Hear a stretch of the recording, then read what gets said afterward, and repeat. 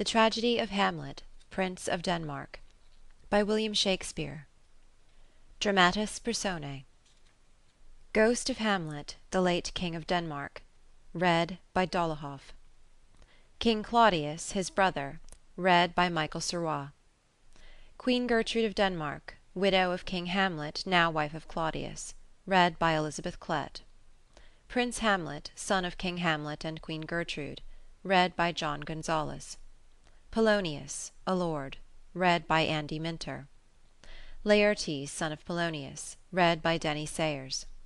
Ophelia, daughter of Polonius, read by Kristen Hughes. Reynaldo, servant of Polonius, read by Thomas Wells. Horatio, friend of Hamlet, read by David Nicol. Rosencrantz, friend of Hamlet, read by Kara Schallenberg. Guildenstern, friend of Hamlet, read by Karen Savage. Francisco, a soldier, read by Andrew Lebrun. Bernardo, a soldier, read by David O'Connell. Marcellus, a soldier, read by Jordan Mueller. Voltimand, a courtier, read by Thomas Wells. Osric, a courtier, read by Alex. A gentleman, read by David Jacquet. Another gentleman, read by M.B. Clown 1, Gravedigger, read by Brennan Holtzclaw. Clown 2, Gravedigger, read by Christy Nowak. A priest, read by Kevin O'Coin. Fortinbras, Prince of Norway, read by M.B. A captain in his army, read by Andrew Lebrun. English ambassador, read by Andrew Lebrun. First player, read by Rosalind Wills. Player king, read by Denny Sayers. Player queen, read by Kirsten Ferreri. Player Lucianus, read by Alex. Group of Danes, read by David O'Connell. A lord, read by Lauren T. A servant, read by Christy Nowak. And the stage directions, read by Rosalind Wills. End of Dramatis Personae. Hamlet, Prince of Denmark, by William Shakespeare. Act 1, Scene 1. Elsinore, a platform before the castle. Francisco at his post. Enter to him Bernardo. Who's there? Nay, answer me. Stand and unfold yourself. Long live the king. Bernardo? He. You come most carefully upon your hour. 'Tis now struck 12. Get thee to bed, Francisco. For this relief much thanks. 'Tis bitter cold, and I am sick at heart. Have you had quiet guard? Not a mouse stirring. Well, good night. If you do meet Horatio and Marcellus, the rifles of my watch, bid them make haste. I think I hear them. Stand, ho! Who's there? Enter Horatio and Marcellus. Friends to this ground, and liegemen to the Dane. Give you good night. O farewell, honest soldier. Who hath relieved you? Bernardo has my place. Give you good night. Exit Francisco. Holla, Bernardo. Say, what, is Horatio there? a piece of him. Welcome, Horatio. Welcome, good Marcellus. What, has this thing appeared again to-night? I have seen nothing. Horatio says 'tis but our fantasy, and will not let belief take hold of him touching this dreaded sight twice seen of us. Therefore I have entreated him along with us to watch the minutes of this night, that if again this apparition come, he may approve our eyes and speak to it. Tush, tush, 'twill not appear. Sit down a while, and let us once again assail your ears that are so fortified against our story, what we 2 nights have seen. Well, sit we down, and let us hear Bernardo speak of this. Last night of all, when yon same star, that's westward from the pole, had made his course to illume that part of heaven, where now it burns, Marcellus and myself, the bell then beating one— Enter Ghost. Peace, break thee off. Look where it comes again. in the same figure, like the king that's dead. Thou art a scholar. Speak to it, Horatio. Looks it not like the king? Mark it, Horatio. Most like. It harrows me with fear and wonder. It would be spoke to. Question it, Horatio. What art thou, that usurp'st this time of night together with that fair and warlike form in which the majesty of buried Denmark did sometimes march? By heaven, I charge thee, speak! It is offended. See, it stalks away. Stay! Speak! Speak! I charge thee, speak! Exit Ghost. 'Tis gone, and will not answer. How now, Horatio? You tremble and look pale. Is not this something more than fantasy? What think you on it? Before my God, I might not this believe without the sensible and true avouch of mine own eyes. Is it not like the king? As thou art to thyself. Such was the very armour he had on when he the ambitious Norway combated. So frowned he once when in an angry parle he smote the sledded Polacs on the ice. 'Tis strange. Thus twice before, and jump at this dead hour. With martial stock hath he gone by our watch. In what particular thought to work I know not, but in the gross and scope of my opinion, this bodes some strange eruption to our state. Good now, sit down and tell me, he that knows, why this same strict and most observant watch so nightly toils the subject of the land, and why such daily cast of brazen cannon, and foreign mart for implements of war, why such impress of shipwrights, whose sore task does not divide the Sunday from the week? What might be toward, that this sweaty haste doth make the night joint labourer with the day? Who is it that can inform me? That can I. At least, the whisper goes so. Our last king, whose image even but now appeared to us, was, as you know, by Fortinbras of Norway, thereto pricked on by our most emulate pride, dared to the combat, in which our valiant Hamlet, for so this side of the known world esteemed him, did slay this Fortinbras, who, by a sealed compact, well ratified by law and heraldry, did forfeit with his life all those his lands which he stood seized of to the conqueror. Against the which a moiety competent was gauged by our king, which had returned to the inheritance of Fortinbras had he been vanquisher, as, by the same covenant and carriage of the article designed, his fell to Hamlet. Now, sir, young Fortinbras, of unimproved metal, hot and full, hath, in the skirts of Norway, here and there sharked up a list of lawless resolutes, for food and diet to some enterprise that has a stomach in it, which is no other, as it doth well appear unto our state, but to recover of us, by strong hand and terms compulsatory, those foresaid lands so by his father lost. And this, I take it, is the main motive of our preparations, the source of this our watch, and the chief head of this post-haste and roamage in the land. I think it be no other, but e'en so. Well may it sort that this portentous figure comes armed through our watch, so like the king that was and is the question of these wars. A mote it is to trouble the mind's eye. In the most high and palmy state of Rome, a little ere the mightiest Julius fell, the graves stood tenantless, and the sheeted dead did squeak and gibber in the Roman streets. As stars with trains of fire and dews of blood, disasters in the sun, and the moist star upon whose influence Neptune's empire stands was sick almost to doomsday with eclipse, and even the like precurse of fierce events, as harbingers preceding still the fates and prologue to the omen coming on, have heaven and earth together demonstrated unto our climatures and countrymen. But soft, behold! Lo, where it comes again! Re-enter Ghost. I'll cross it, though it blast me. Stay, illusion! If thou hast any sound or use of voice, speak to me. If there be any good thing to be done that may to thee do ease and grace to me, speak to me. Cock crows. If thou art privy to thy country's fate, which happily foreknowing may avoid, oh, speak.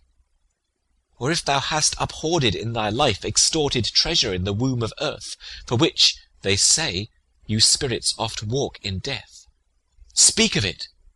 Stay and speak. Stop it, Marcellus! Shall I strike at it with my partisan? Do, if it will not stand. 'Tis here. 'Tis here. 'Tis gone.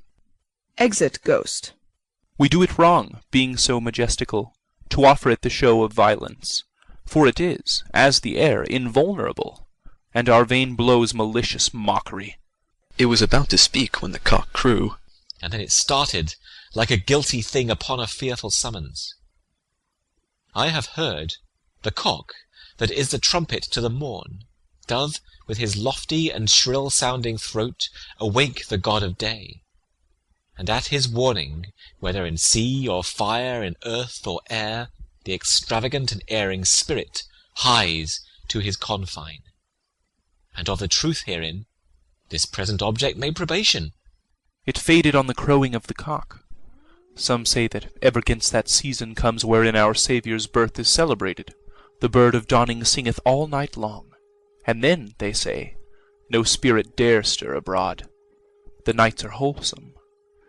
Then no planet strike, no fairy takes, nor witch hath power to charm.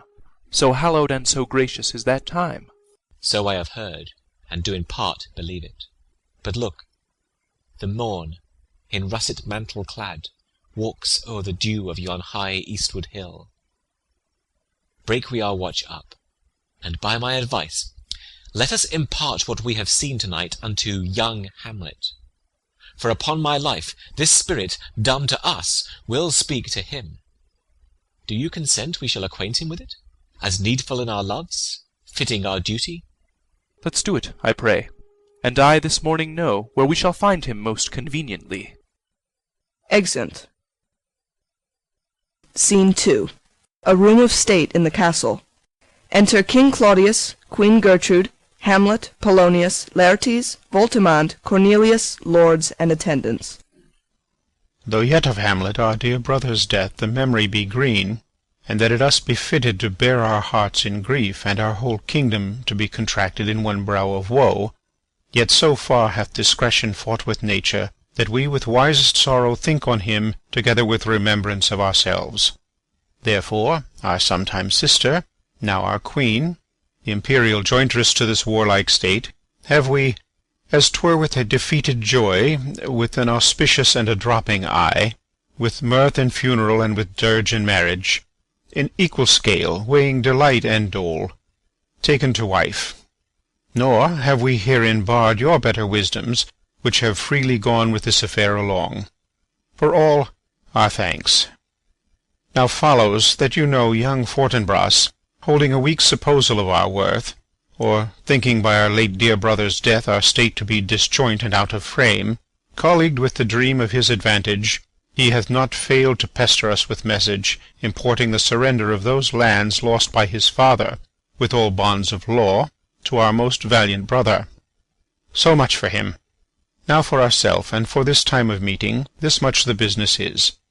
We have here writ to Norway, uncle of young Fortinbras, who, impotent and bedrid, scarcely hears of this his nephew's purpose, to suppress his further gate herein, in that the levies, the lists and full proportions are all made out of his subject, and we here dispatch you, good Cornelius, and you, Voltimand, for bearers of this greeting to old Norway, giving to you no further personal power to business with the king, more than the scope of these delated articles allow. Farewell, and let your haste command your duty.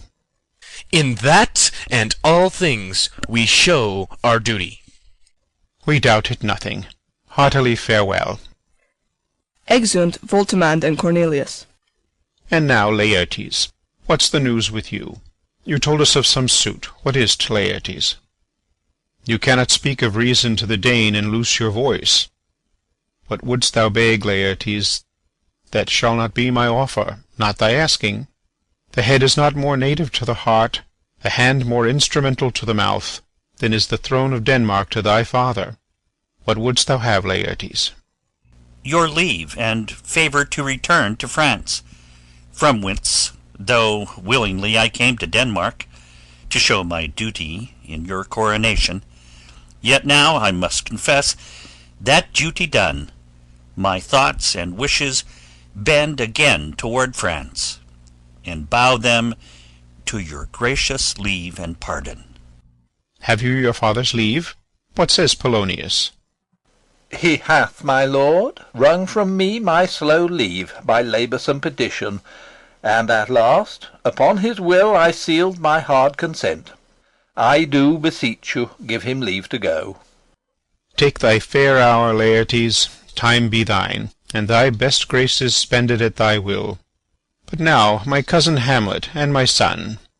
Aside. A little more than kin, and less than kind. How is it that the clouds still hang on you?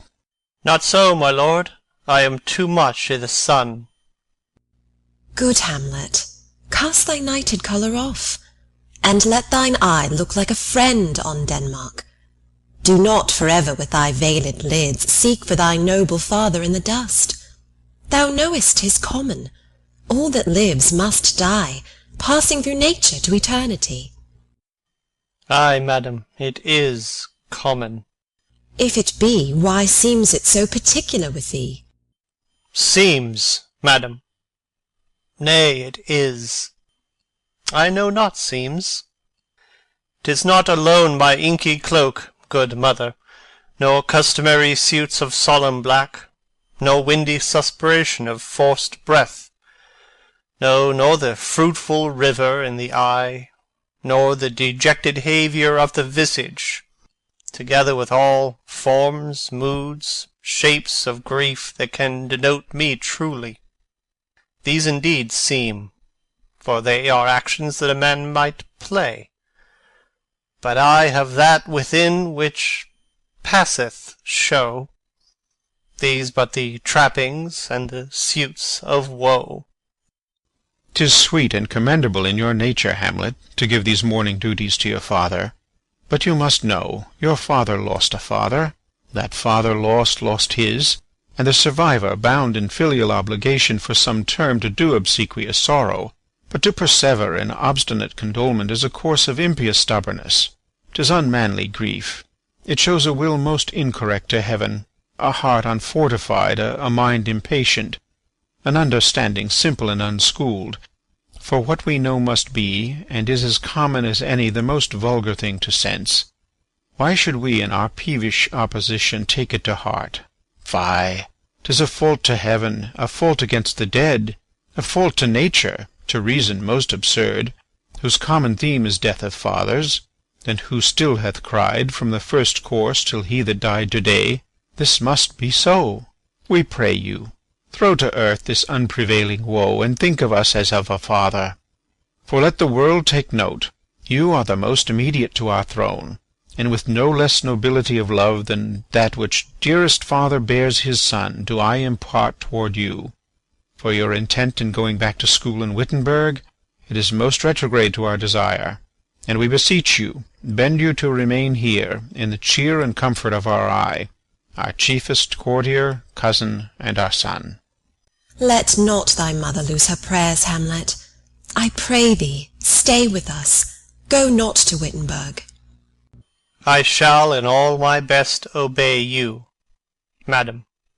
Why, 'tis a loving and a fair reply. Be as ourself in Denmark. Madam, come.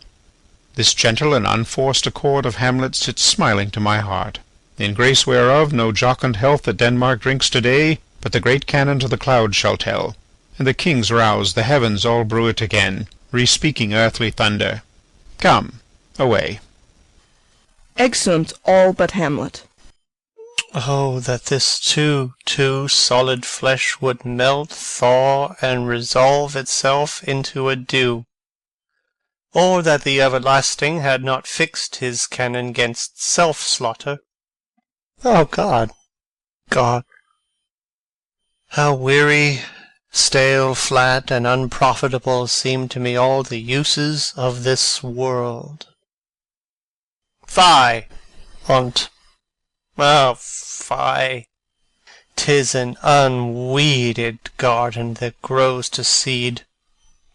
Things rank and gross in nature possess it merely, that it should come to this. But 2 months dead, nay, not so much, not 2.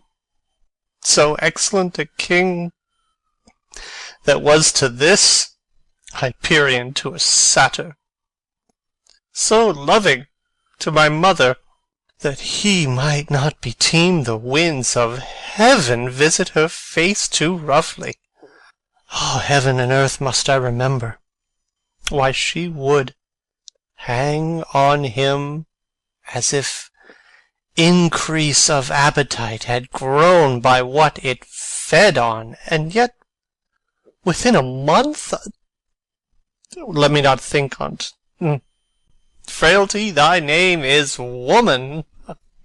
A little month, or ere those shoes were old with which she followed my poor father's body like Niobe, all tears.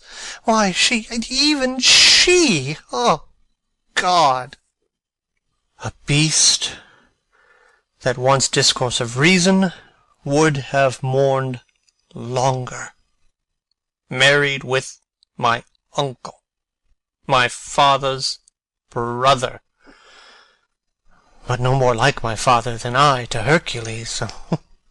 Within a month, ere yet the salt of most unrighteous tears had left the flushing in her galled eye, she married.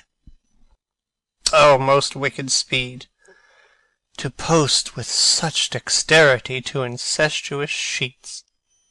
It is not, nor it cannot come to good. But break my heart, for I must hold my tongue. Enter Horatio, Marcellus, and Bernardo. Hail to your lordship. I am glad to see you well. Horatio, or I do forget myself. The same, my lord, and your poor servant ever. Sir, my good friend, I'll change that name with you. And what make you from Wittenberg, Horatio? Marcellus? My good lord. I am very glad to see you. Good even, sir. But what, in faith, make you from Wittenberg? A truant disposition, good my lord. I would not hear your enemy say so, nor shall you do mine ear that violence, to make it truster of your own report against yourself. I know you are no truant. But what is your affair in Elsinore? We'll teach you to drink deep ere you depart. My lord, I came to see your father's funeral. I pray thee do not mock me, fellow student. I think it was to see my mother's wedding. Indeed, my lord, it followed hard upon. Thrift! Thrift, Horatio. The funeral baked meats did coldly furnish forth the marriage tables. Would I had met my dearest foe in heaven, or ere I'd seen that day, Horatio. My father. Methinks I see my father. Where, my lord? In my mind's eye, Horatio. I saw him once. He was a goodly king. He was a man. Take him for all in all. I shall not look upon his like again. My lord, I think I saw him yesternight. Saw who? My lord, the king your father. The king my father. Season your admiration for a while with an attent ear, till I may deliver, upon the witness of these gentlemen, this marvel to you. For God's love, let me hear. 2 nights together had these gentlemen, Marcellus and Bernardo, on their watch in the dead vast and middle of the night, been thus encountered. A figure, like your father, armed at point exactly cap a pay, appears before them, and with solemn march goes slow and stately by them. Thrice he walked by their oppressed and fear-surprised eyes within his truncheon's length, whilst they, distilled almost to jelly with the act of fear, stand dumb and speak not to him. This, to me, in dreadful secrecy impart they did, and I, with them, the 3rd night kept the watch, where, as they had delivered, both in time, form of the thing, each word made true and good, the apparition comes. I knew your father. These hands are not more like. But where was this? My lord, upon the platform where we watched. Did you not speak to it? My lord, I did, but answer made it none. Yet once, methought, it lifted up its head, and did address itself to motion, like as it would speak, but even then the morning cock crew loud, and at the sound it shrunk in haste away, and vanished from our sight. 'Tis very strange. As I do live, my honoured lord, 'tis true, and we did think it writ down in our duty to let you know of it. Indeed, sirs, but this troubles me. Hold you the watch tonight? We do, my lord. Armed, say you? Armed, my lord. From top to toe? My lord, from head to foot. Then saw you not his face? Oh yes, my lord, he wore his beaver up. What? Looked he frowningly? A countenance more in sorrow than in anger. Pale or red? Nay, very pale. And fixed his eyes upon you? Most constantly. I would I had been there. It would have much amazed you. Very like. Stayed it long? While one with moderate haste might tell 100. Longer. Not when I saw it. His beard was grizzled, no? It was as I have seen it in his life, a sable silvered. I will watch tonight. Perchance 'twill walk again. I warrant it will. If it assume my noble father's person, I'll speak to it, though hell itself should gape and bid me hold my peace. I pray you all, if you have hitherto concealed this sight, let it be tenable in your silence still. And whatsoever else shall hap to-night, give it an understanding, but no tongue. I will requite your loves. So fare you well. Upon the platform, 'twixt 11 and 12, I'll visit you. Our duty to your honour. Your loves, as mine to you. Farewell. Exeunt all but Hamlet. My father's spirit, in arms, all is not well. I doubt some foul play. Oh, would the night were come! Till then, sit still, my soul. Foul deeds will rise, though all the earth o'erwhelm them, to men's eyes. Exit. Scene 3. A room in Polonius's house. Enter Laertes and Ophelia. My necessaries are embarked. Farewell. And, sister, as the winds give benefit and convoy is assistant, do not sleep, but let me hear from you. Do you doubt that? For Hamlet and the trifling of his favour hold it a fashion and a toy in blood, a violet in the youth of primy nature, forward, not permanent, sweet, not lasting, the perfume and suppliance of a minute, no more. No more but so? Think it no more, for nature crescent does not grow alone in thews and bulk, but as this temple waxes, the inward service of the mind and soul grows wide withal. Perhaps he loves you now, and now no soil nor cautel doth besmirch the virtue of his will, but you must fear. His greatness weighed, his will is not his own, for he himself is subject to his birth. He may not, as unvalued persons do, carve for himself, for on his choice depends the safety and health of this whole state, and therefore must his choice be circumscribed unto the voice and yielding of that body whereof he is the head. Then, if he says he loves you, it fits your wisdom so far to believe it, as he in his particular act and place may give his saying deed, which is no further then the main voice of Denmark goes with all. Then weigh what loss your honour may sustain, if with too credent ear you list his songs, or lose your heart, or your chaste treasure open to his unmastered importunity.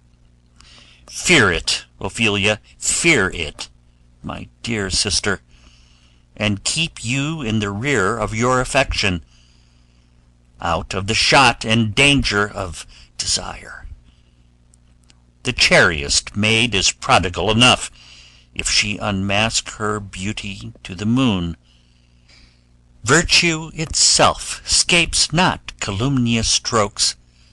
The canker galls the infants of the spring, too oft before their buttons be disclosed, and in the morn and liquid dew of youth contagious blasphements are most imminent. Be wary, then. Best safety lies in fear. Youth to itself rebels, though none else near. I shall the effect of this good lesson keep as watchman to my heart. But, good my brother, do not, as some ungracious pastors do, show me the steep and thorny way to heaven, whilst, like a puffed and reckless libertine, himself the primrose path of dalliance treads, and recks not his own reed. Oh, fear me not. I stay too long. But here my father comes. Enter Polonius. A double blessing is a double grace. Occasion smiles upon a second leave. Yet here, Laertes? Aboard, for shame! The wind sits in the shoulder of your sail, and you are stayed for. There, my blessing with thee, and these few precepts in thy memory. Look thou character, give thy thoughts no tongue, nor any unproportioned thought his act. Be thou familiar, but by no means vulgar. Those friends thou hast, and their adoption tried, grapple them unto thy soul with hoops of steel, but do not dull thy palm with entertainment of each new-hatched unfledged comrade. Beware of entrance to a quarrel, but being in, bear that the opposed may beware of thee. Give every man thine ear, but few thy voice. Take each man's censure, but reserve thy judgment. Costly thy habit as thy purse can buy, but not expressed in fancy. Rich, not gaudy, for the apparel oft proclaims the man, and they in France of the best rank and station are most select and generous, chief in that. Neither a borrower nor a lender be, for loan oft loses both itself and friend, and borrowing dulls the edge of husbandry. This above all, to thine own self be true, and it must follow as the night the day, thou canst not then be false to any man. Farewell, my blessing season this in thee. Most humbly do I take my leave, my lord. The time invites you. Go, your servants tend. Farewell, Ophelia, and remember well what I have said to you. 'Tis in my memory locked, and you yourself shall keep the key of it. Farewell. Exit Laertes. What is't, Ophelia, he hath said to you? So please you, something touching the Lord Hamlet. Marry, well bethought. 'Tis told me he hath very oft of late given private time to you, and you yourself have of your audience been most free and bounteous. If it be so, as so 'tis put to me, and that in way of caution, I must tell you, you do not understand yourself so clearly as it behoves my daughter and your honour. What is between you? Give me up the truth. He hath, my lord, of late made many tenders of his affection to me. Affection? Pooh! You speak like a green girl, unsifted in such perilous circumstance. Do you believe his tenders, as you call them? I do not know, my lord, what I should think. Marry, I will teach you. Think yourself a baby that you tend these tenders for true pay, which are not sterling. Tender yourself more dearly, or, not to crack the wind of the poor phrase running it thus, you'll tender me a fool. My lord, he hath importuned me with love in honourable fashion. Ay, fashion you may call it. Go to, go to. And hath given countenance to his speech, my lord, with almost all the holy vows of heaven. Ay, springs to catch woodcocks. I do know when the blood burns how prodigal the soul lends the tongue vows. These blazes, daughter, giving more light than heat, extinct in both, even in their promise as it is a making, you must not take for fire. From this time be somewhat scanter of your maiden presence. Set your entreatments at a higher rate than a command to parley. For Lord Hamlet, believe so much in him, that he is young, and with a larger tether may he walk than may be given you. In few, Ophelia, do not believe his vows, for they are brokers not of that dye which their investments show, but mere implorators of unholy suits, breathing like sanctified and pious bawds, the better to beguile. This is for all. I would not, in plain terms, from this time forth, have you so slander any moment leisure, as to give words or talk with the Lord Hamlet. Look to it, I charge you. Come your ways. I shall obey, my lord. Exeunt. Scene 4. The platform. Enter Hamlet, Horatio, and Marcellus. The air bites shrewdly. It is very cold. It is a nipping and an eager air. What hour now? I think it lacks of 12. No, it is struck. Indeed? I heard it not. Then it draws near the season wherein this spirit held his wont to walk. A flourish of trumpets and ordnance shot off within. What does this mean, my lord? The king doth wake to-night, and takes his rouse, keeps wassail, and the swaggering upspring reels. And as he drains his draughts of Rhenish down, the kettle-drum and trumpet thus bray out the triumph of his pledge. Is it a custom? Ay, marry, is't.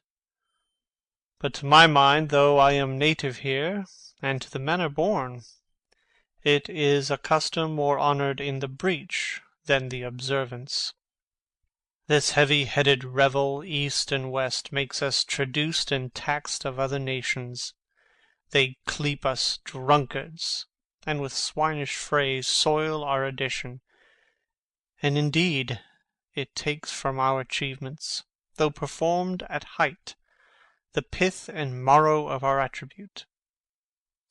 So oft it chances in particular men, that for some vicious mole of nature in them, as in their birth, wherein they are not guilty, since nature cannot choose his origin, by the o'ergrowth of some complexion, oft breaking down the pales and forts of reason, or by some habit that too much o'erleavens the form of plausive manners, that these men, carrying, I say, the stamp of one defect, being nature's livery or fortune's star, their virtues else, be they as pure as grace, as infinite as man may undergo, shall in the general censure take corruption from that particular fault.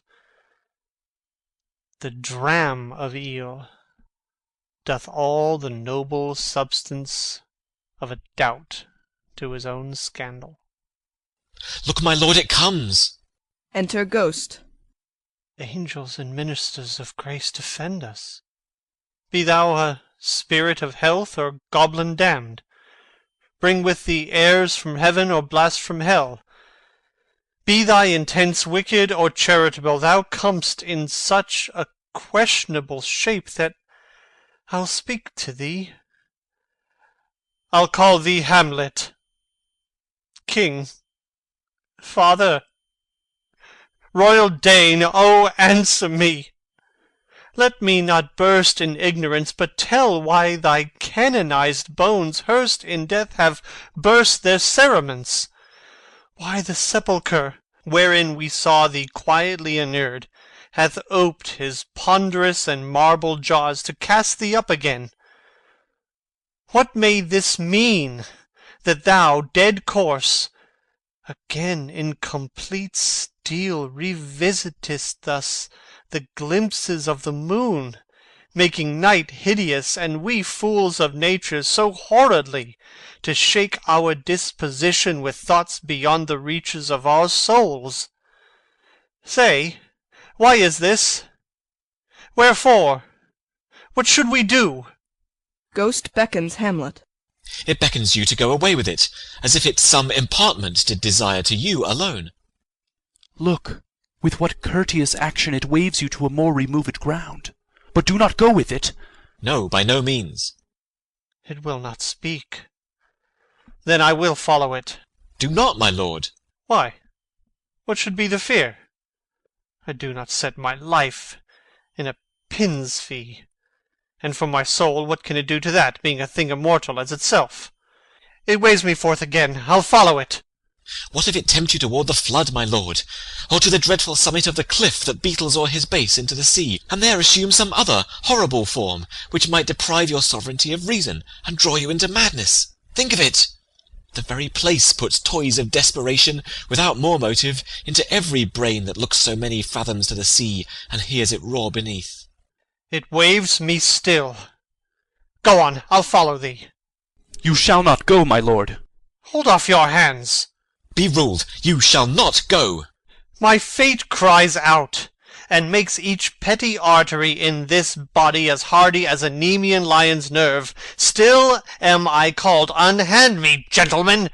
By heaven, I'll make a ghost of him that lets me. I say away. Go on.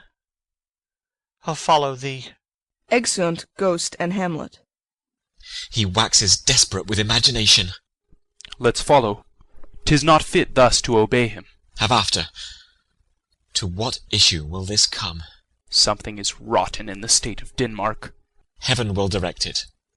Nay, let's follow him. Exeunt. Scene 5.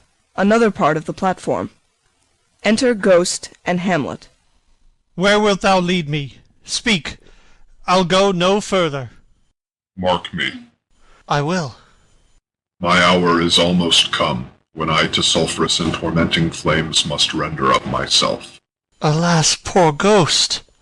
Pity me not, but lend thy serious hearing to what I shall unfold. Speak. I am bound to hear. So art thou to revenge when thou shalt hear. What? I am thy father's spirit, doomed for a certain term to walk the night, and for the day confined to waste and fires, till the foul crimes done in my days of nature are burnt and purged away. But that I am forbid to tell the secrets of my prison house, I could a tale unfold whose lightest word would harrow up thy soul, freeze thy young blood, make thy two eyes like stars start from their spheres, thy knotted and combined locks depart, and each particular hair to stand on end like quills upon the fretful porcupine. But this eternal blazon must not be to ears of flesh and blood. List, list, oh list, if thou didst ever thy dear father love. Oh God! Revenge his foul and most unnatural murder. Murder.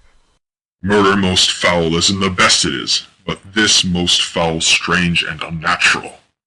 Haste me to note that I, with wings as swift as meditation or the thoughts of love, may sweep to my revenge.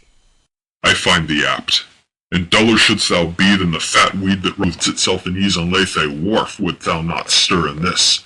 Now, Hamlet, hear. 'Tis given out that sleeping in mine orchard a serpent stung me, so the whole ear of Denmark is by a forged process of my death rankly abused. But know, thou noble youth, the serpent that did sting thy father's life now wears his crown. Oh, my prophetic soul, my uncle.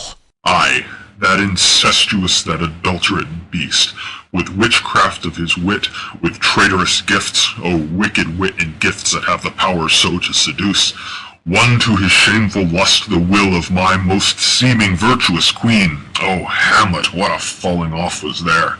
From me, whose love was of that dignity that it went hand in hand even with the vow I made to her in marriage, into decline upon a wretch whose natural gifts were poor to those of mine. But virtue, as it never will be moved, though lewdness courted in a shape of heaven, so lust, though to a radiant angel linked, will sate itself in a celestial bed and prey on garbage. But soft, methinks I scent the morning air. Brief let me be. Sleeping within mine orchard, my custom always in the afternoon. Upon my secure hour thy uncle stole, with juice or cursed heaven in a vial, and in the porches of mine ears did pour the leprous distilment, whose effect holds such an enmity with blood of man that, swift as quicksilver, it courses through the natural gates and alleys of the body, and with a sudden vigor it doth posset and curd, like eager droppings into milk the thin and wholesome blood, so did it mine, and a most instant tetter barked about, most Lazar-like with vile and loathsome crust all my smooth body. Thus was I sleeping, by a brother's hand, of life, of crown, of queen, at once dispatched, cut off even in the blossoms of my sin, unhouselled, disappointed, unannaled, no reckoning made, but sent to my account with all my imperfections on my head. Oh, horrible! Oh, horrible, most horrible! If thou hast nature in thee, bear it not. Let not the royal bed of Denmark be a couch for luxury and damned incest. But howsoever thou pursuest this act, taint not thy mind, nor let thy soul contrive against thy mother aught. Leave her to heaven, and to those thorns that in her bosom lodge, to prick and sting her. Fare thee well at once, the glowworm shows the matin to be near, and gins to pale his ineffectual fire. Adieu, adieu, Hamlet, remember me.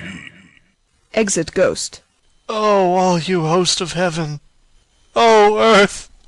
What else? Then shall I couple hell? Oh, fie! Hold my heart, and you my sinews, grow not instant old, but bear me stiffly up. Remember thee. Ay, thou poor ghost, while memory holds a seat in this distracted globe. Remember thee! Yea, from the table of my memory I'll wipe away all trivial fond records, all saws of books, all forms, all pressures past that youth and observation copy there, and thy commandment all alone shall live within the book and volume of my brain, unmixed with baser matter. Yes, by heaven! O most pernicious woman! O villain, villain, smiling, damned villain! My table's meat it is, I set it down, that one may smile and be a villain. At least I am sure it may be so in Denmark. Writing. So, uncle, there you are. Now to my word. It is adieu, adieu, remember me. I have sworn. Within. My lord, my lord! Lord Hamlet. Heaven secure him! So be it. Within. Hello! Ho, ho, ho, my lord! Hillo, ho, ho, boy! Come, bird, come! Enter Horatio and Marcellus. How is it, my noble lord? What news, my lord?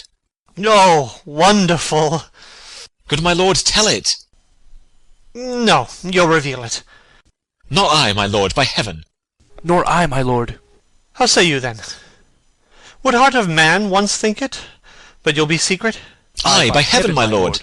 There's ne'er a villain dwelling in all Denmark, but he's an errant knave. There needs no ghost, my lord, come from the grave to tell us this. Why, right. You are the right. And so, without more circumstance at all, I hold it fit that we shake hands and part. You, as your business and desire shall point you, for every man has business and desire such as it is, and for mine own poor part, look you, I'll go pray. These are but wild and whirling words, my lord. I'm sorry if they offend you. Heartily. Yes, faith, heartily. There's no offence, my lord. Yes, by Saint Patrick, but there is, Horatio, and much offence too. Touching this vision here, it is an honest ghost, that let me tell you, for your desire to know what is between us, or master it as you may. And now, good friends, as you are friends, scholars, and soldiers, give me one poor request. What is, my lord? We will. Never make known what you have seen tonight. My lord, we will not. Nay, but swear't. In faith, my lord, not I. Nor I, my lord, in faith. Upon my sword. We have sworn, my lord, already. Indeed? Upon my sword, indeed. Beneath. Ah, boy, say'st thou so? Art thou there, true penny? Come on, you hear this fellow in the cellarage consent to swear. Propose the oath, my lord. Never to speak of this that you have seen. Swear by my sword. Beneath. Ah, hic et ubique, eh? Then we'll shift our ground. Come hither, gentlemen, and lay your hands again upon my sword. Never to speak of this that you have heard. Swear by my sword. Beneath. Well said, old mole. Canst work of the earth so fast, worthy pioneer. Once more remove, good friends. Oh, day and night, but this is wondrous strange. And therefore, as a stranger, give it welcome. There are more things in heaven and earth, Horatio, than are dreamt of in your philosophy. But come, here, as before, never, so help you mercy, how strange or odd soe'er I bear myself, as I perchance hereafter shall think meet to put an antic disposition on, that you, at such times seeing me, never shall, with arms encumbered thus, or this head shake, or by pronouncing of some doubtful phrase, as well, we know, or we could, and if we would, or if we list to speak, or there be, and if they might, or such ambiguous giving out note, that you know aught of me, this not to do, so grace and mercy at your most need help you. Swear. Beneath. Rest, rest, perturbed spirit. They swear. So, gentlemen, with all my love I do commend me to you. And what so poor a man as Hamlet is may do, to express his love and friending to you, God willing, shall not lack. Let us go in together, and still your fingers on your lips, I pray. The time is out of joint. Oh, cursed spite, that ever I was born to set it right. Nay, come, let's go together. Exeunt. End of Act 1.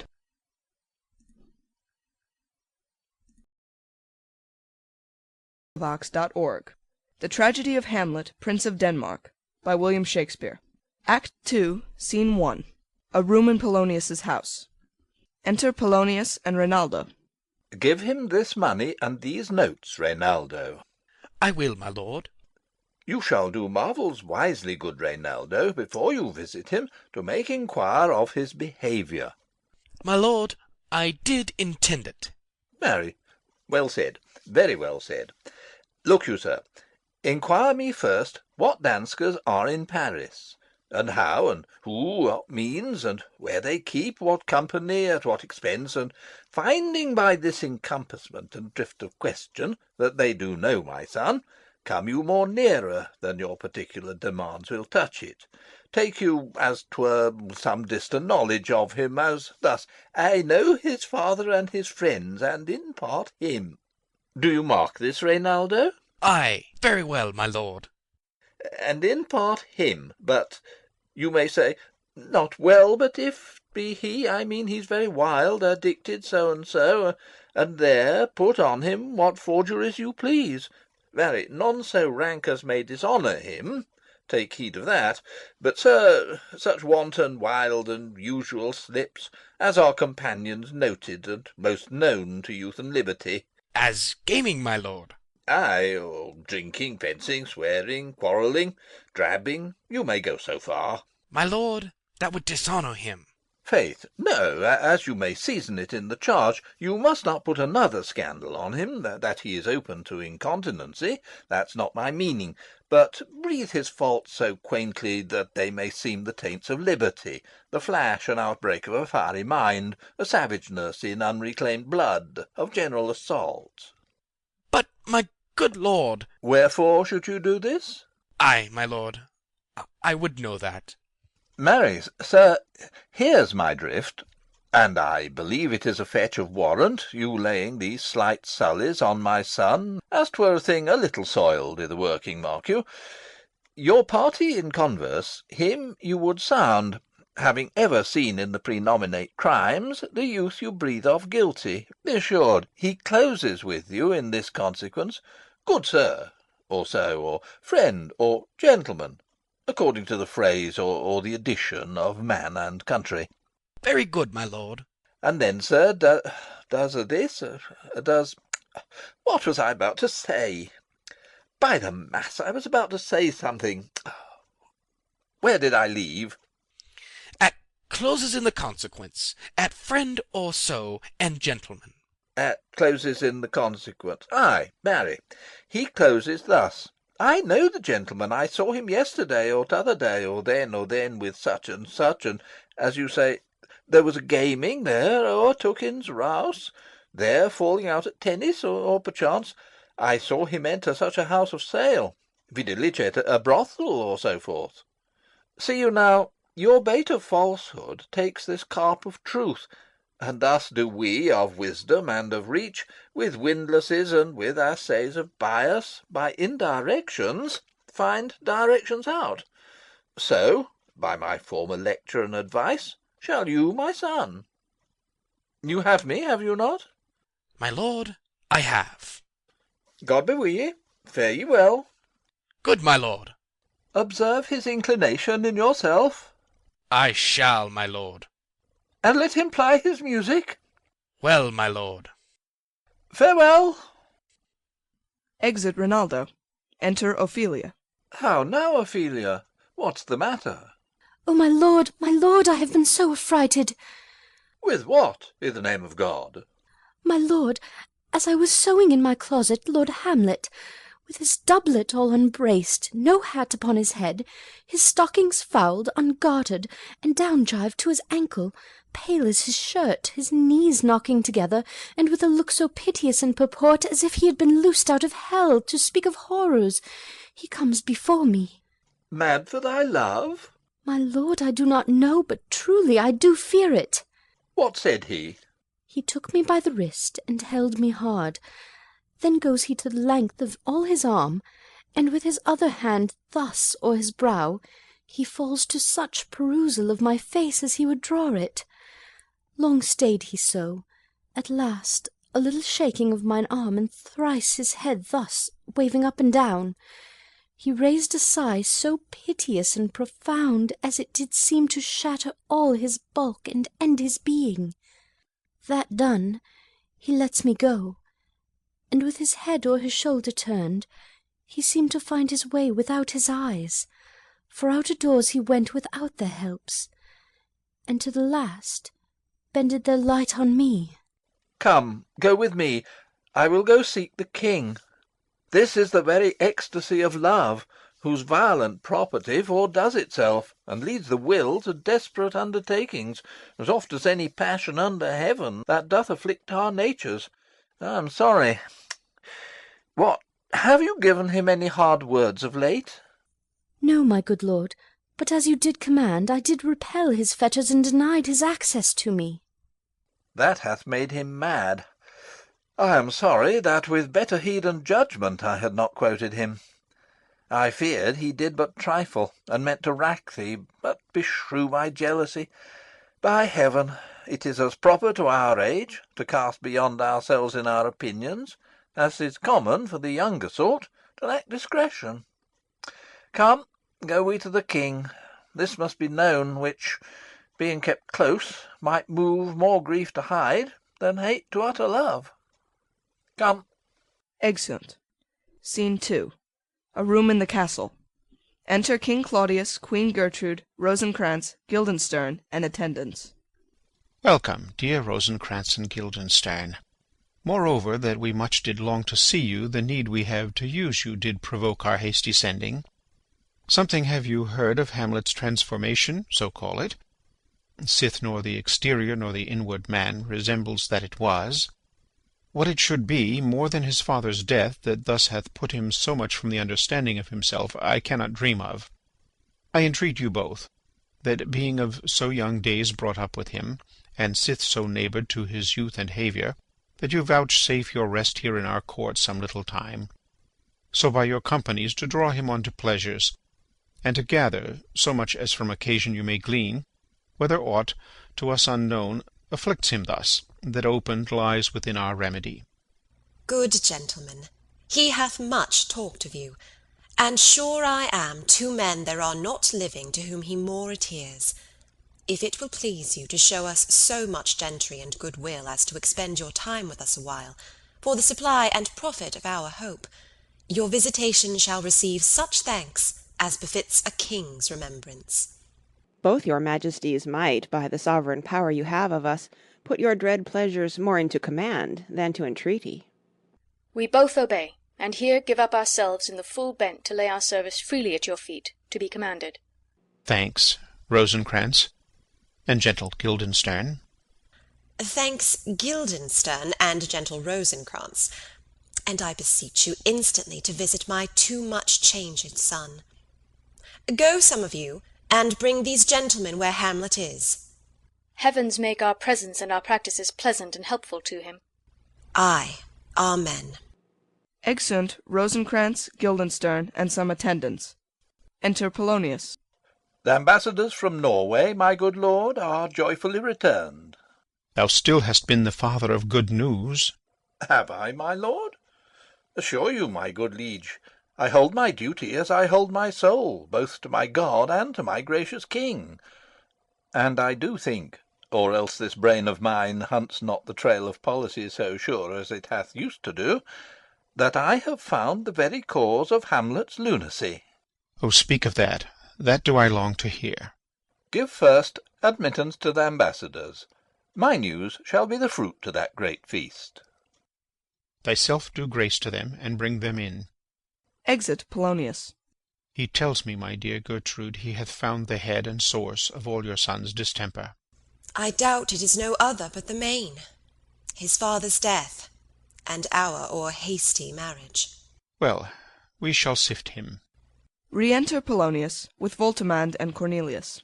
Welcome, my good friends. Say, Voltimand, what from our brother Norway? Most fair return of greetings and desires. Upon our first, he sent out to suppress his nephew's levies, which to him appeared to be a preparation against the Pollock.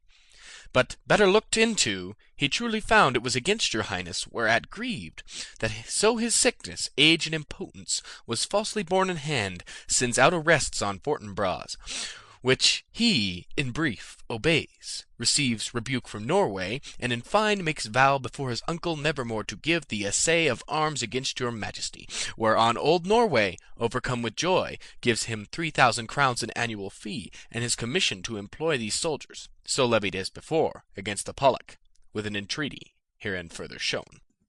Giving a paper. That it might please you to give quiet pass through your dominions for this enterprise, on such regards of safety and allowance as therein are set down. It likes us well, and at our more considered time well read. Answer and think upon this business. Meantime we thank you for your well-took labour. Go to your rest, at night we'll feast together. Most welcome home. Exeunt Voltimand and Cornelius. This business is well ended. My liege and madam to expostulate, what majesty should be, what duty is, why day is day, night is night, and time is time, were nothing but to waste night, day, and time. Therefore, since brevity is the soul of wit, and tediousness the limbs and outward flourishes, I will be brief. Your noble son is mad. Mad call I it, for, to define true madness, What is't but to be nothing else but mad? But let that go. More matter with less art. Madam, I swear I use no art at all.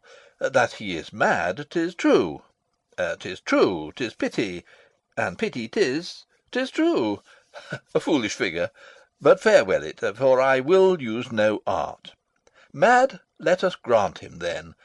And now remains that we find out the cause of this effect. Or rather say, the cause of this defect. For this effect defective comes by cause. Thus it remains, and the remainder thus perpend. I have a daughter, have while she is mine, who in her duty and obedience, mark, hath given me this. Now gather and surmise. Reads. To the celestial and my soul's idol, the most beautified Ophelia. That's an ill phrase, a vile phrase. Beautified is a vile phrase. But you shall hear. Thus. Reads. In her excellent white bosom, these, etc. Came this from Hamlet to her? Good madam, stay a while, I will be faithful. Reads. Doubt thou the stars are fire? Doubt that the sun doth move? Doubt truth to be a liar? But never doubt I love. O dear Ophelia, I am ill at these numbers. I have not art to reckon my groans, but that I love thee best. O most best, believe it, adieu. Thine evermore, most dear lady, while this machine is to him Hamlet. This in obedience hath my daughter shown me, and, more above, hath his solicitings, as they fell out by time, by means, and place, all given to mine ear. But how hath she received his love? What do you think of me? As of a man faithful and honourable? I would fain prove so. But what might you think, when I had seen this hot love on the wing, as I perceived it, I must tell you that, before my daughter told me, what might you, or my dear Majesty, your Queen here, think, if I had played the desk or table book, or given my heart a winking, mute and dumb, or looked upon this love with idle sight? What might you think? No, I went round to work, and my young mistress thus I did bespeak. Lord Hamlet is a prince, out of thy star, this must not be. And then I prescripts gave her, that she should lock herself from his resort, admit no messengers, receive no tokens, which done, she took the fruits of my advice, and he, repulsed, a short tale to make, fell into a sadness, then into a fast, then to a watch, thence into a weakness, thence to a lightness, and by this declension into the madness wherein now he raves, and all we mourn for. Do you think 'tis this? It may be. Very likely. Hath there been such a time, I would fain know that I have positively said 'tis so, when it proved otherwise? Not that I know. Pointing to his head and shoulder. Take this from this, if this be otherwise. If circumstances lead me, I will find where truth is hid, though it were hid, indeed, within the centre. How may we try it further? You know sometimes he walks for hours together, here in the lobby? So he does indeed. At such a time I'll loose my daughter to him. Be you and I behind an arras then. Mark the encounter. If he love her not, and he not from his reason fallen thereon, let me be no assistant for a state, but keep a farm and cotters. We will try it. But look, where sadly the poor wretch comes reading. Away, I do beseech you both away. I'll board him presently. Oh, give me leave. Exeunt King Claudius, Queen Gertrude, and attendants. Enter Hamlet, reading. How does my good Lord Hamlet? Well, God a mercy. Do you know me, my lord? Excellent well. You are a fishmonger. Not I, my lord. Then I would you were so honest a man. Honest, my lord? Ay, sir, To be honest, as this world goes, is to be one man picked out of 10,000. That's very true, my lord. For if the sun breed maggots in a dead dog, being a god-kissing carrion, have you a daughter? I have, my lord. Let her not walk in the sun. Conception is a blessing, but not as your daughter may conceive. Friend, look to't. Aside. How say you by that? Still harping on my daughter. Yet he knew me not at first. He said I was a fishmonger. He is far gone, far gone. And truly in my youth I suffered much extremity for love. Very near this. I'll speak to him again. What do you read, my lord? Words. What is the matter, my lord? Between who? I mean the matter that you read, my lord. Slanders, sir.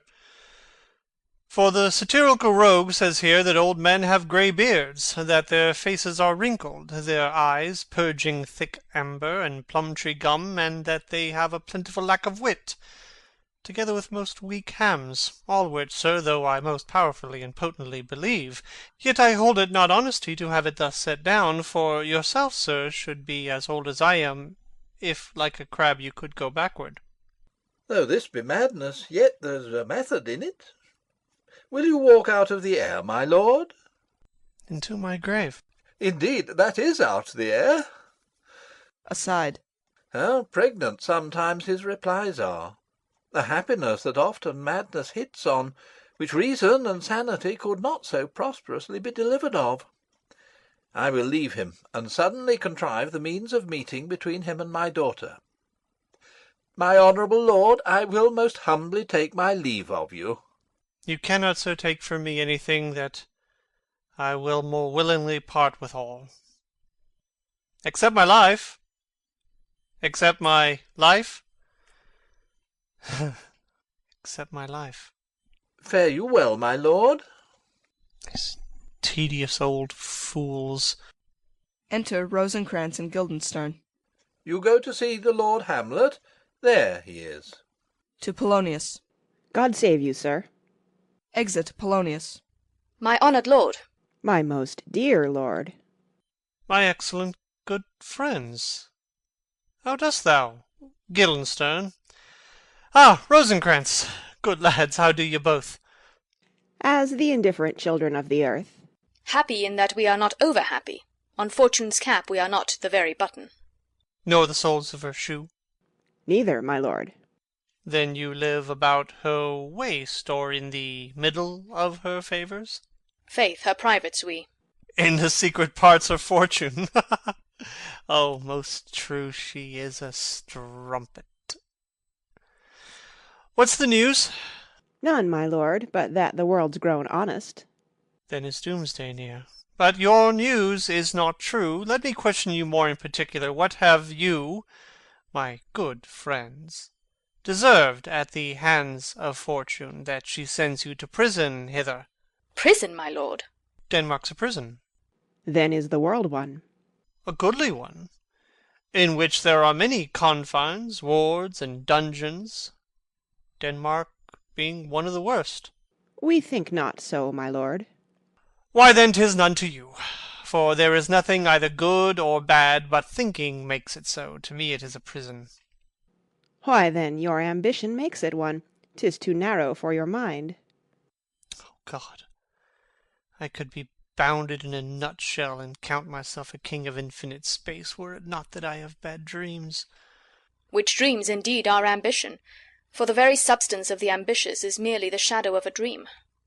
A dream itself is but a shadow. Truly, and I hold ambition of so airy and light a quality, that it is but a shadow's shadow. Then are our beggars' bodies, and our monarchs and outstretched heroes the beggars' shadows. Shall we to the court? For by my fay I cannot reason. We'll wait upon you.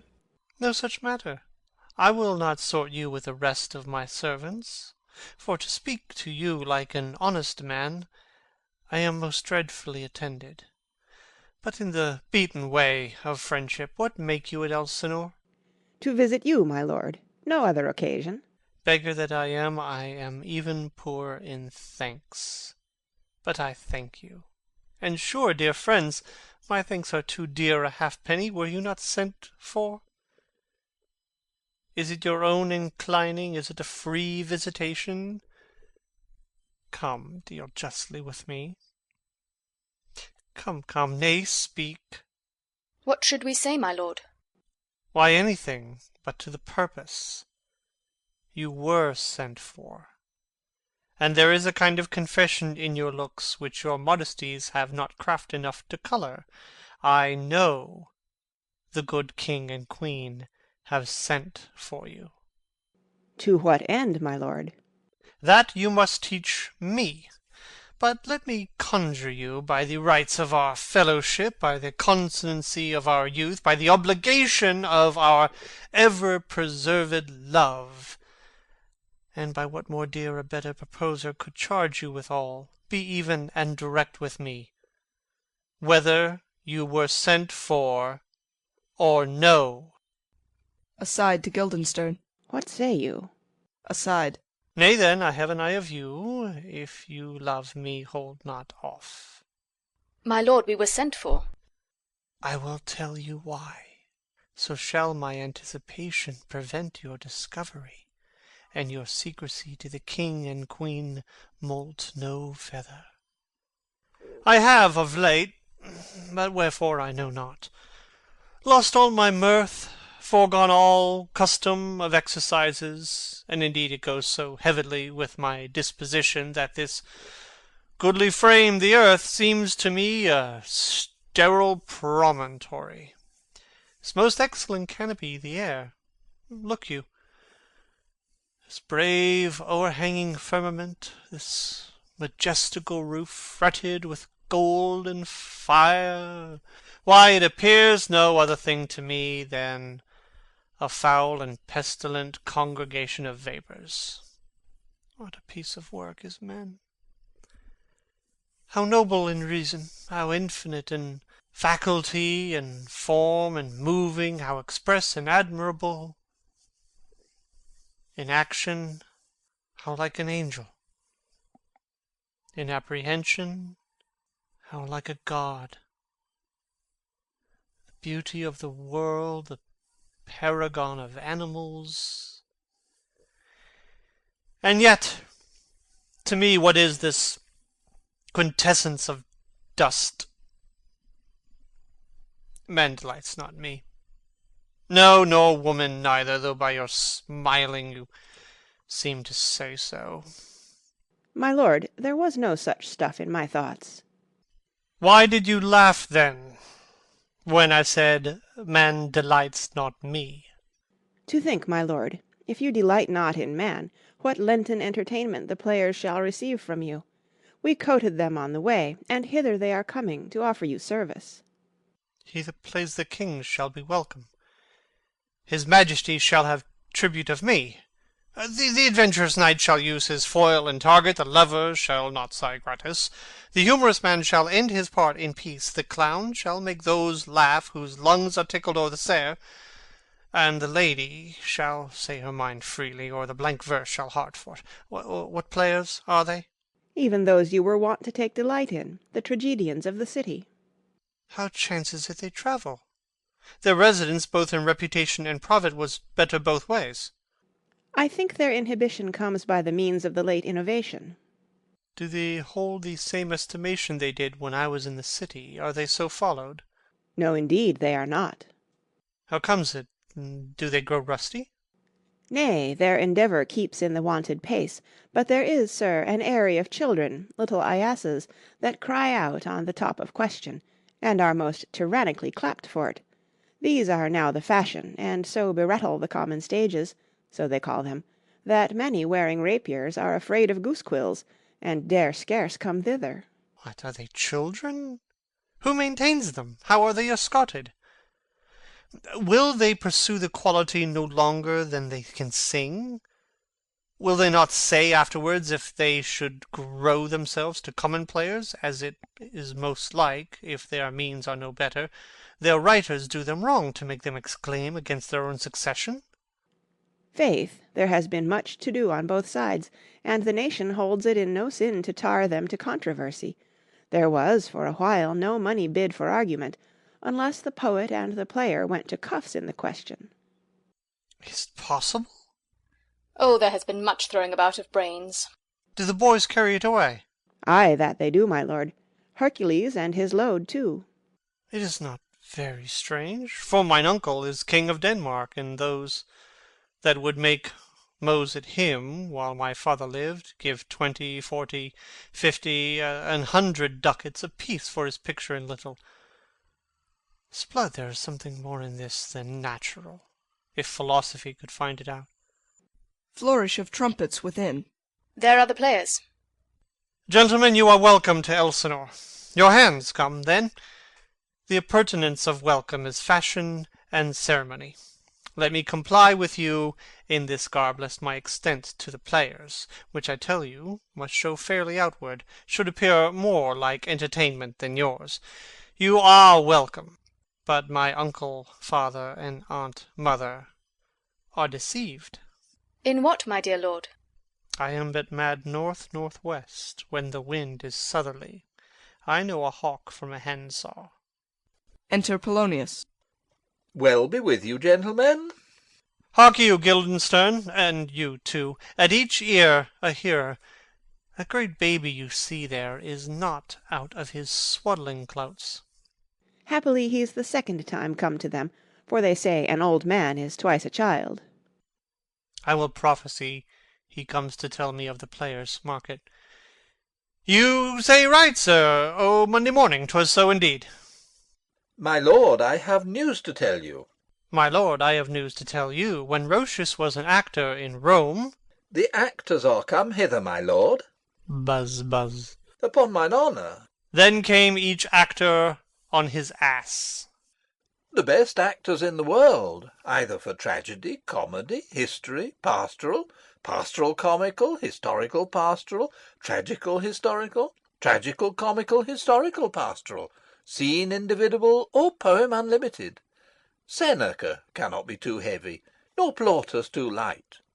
For the law of writ and the liberty, these are the only men. Oh, Jephthah, judge of Israel, what a treasure hadst thou! What treasure had he, my lord? Why, one fair daughter, and no more. The which he loved passing well. Aside. Still on my daughter. Am I not i' the right, old Jephthah? If you call me Jephthah, my lord, I have a daughter that I love passing well. Nay, that follows not. What follows then, my lord? Why, as by lot God wot... And then, you know, it came to pass, as most like it was... The first row of the pious chanson will show you more, for look where my abridgment comes. Enter 4 or 5 players. You are welcome, masters, welcome all. I am glad to see thee well. Welcome, good friends. Oh, my old friend. Thy face is Valence, since I saw thee last. Comest thou to beard me in Denmark? What, my young lady and mistress? By your lady. Your ladyship is nearer to heaven than when I saw you last, by the altitude of a chopin. Pray God your voice, like a piece of uncurrent gold, be not cracked within the ring. Masters, you are welcome all. We'll e'en to it, like French falconers, fly at anything we see. We'll have a speech straight. Come, give us a taste of your quality. Come, a passionate speech. What speech, my lord? I heard thee speak a speech once, but it was never acted, or if it was, not above once. For the play, I remember, pleased not the million. 'Twas caviar to the general. But it was, as I received it, and others whose judgment in such matters cried in the top of mine, an excellent play. well digested and seen, set down with as much modesty as cunning. I remember one said there were no salads in the lines to make the matter savoury, nor no matter in the phrase that might indict the author of affectation, but called it an honest method, as wholesome as sweet, and by very much more handsome than fine. One speech in it I chiefly loved. 'Twas Aeneas' tale to Dido, and thereabout of it, especially where he speaks of Priam's slaughter. If it live in your memory, begin at this line. Let me see.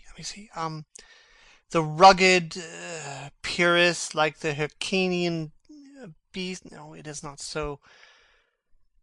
It begins with Pyrrhus. The rugged Pyrrhus, he whose sable's arms, black as his purpose, did the night resemble where he lay couched in the ominous horse, hath now this dread and black complexion smeared with heraldry more dismal, head to foot. Now is he total gulls, horridly tricked with blood of fathers, mothers, daughters, sons, baked and impasted with the parching streets, that lend a tyrannous and damned light to the Lord's murder, roasted in wrath and fire, and thus o'ersighs with coagulate gore, with eyes like carbuncles, the hellish Pyrrhus, old grandsire Priam, speaks. So proceed you. 'Fore God, my lord, well spoken, and with good accent and good discretion. Anon he finds him, striking two short at Greeks, his antique sword, rebellious to his arm, lies where it falls.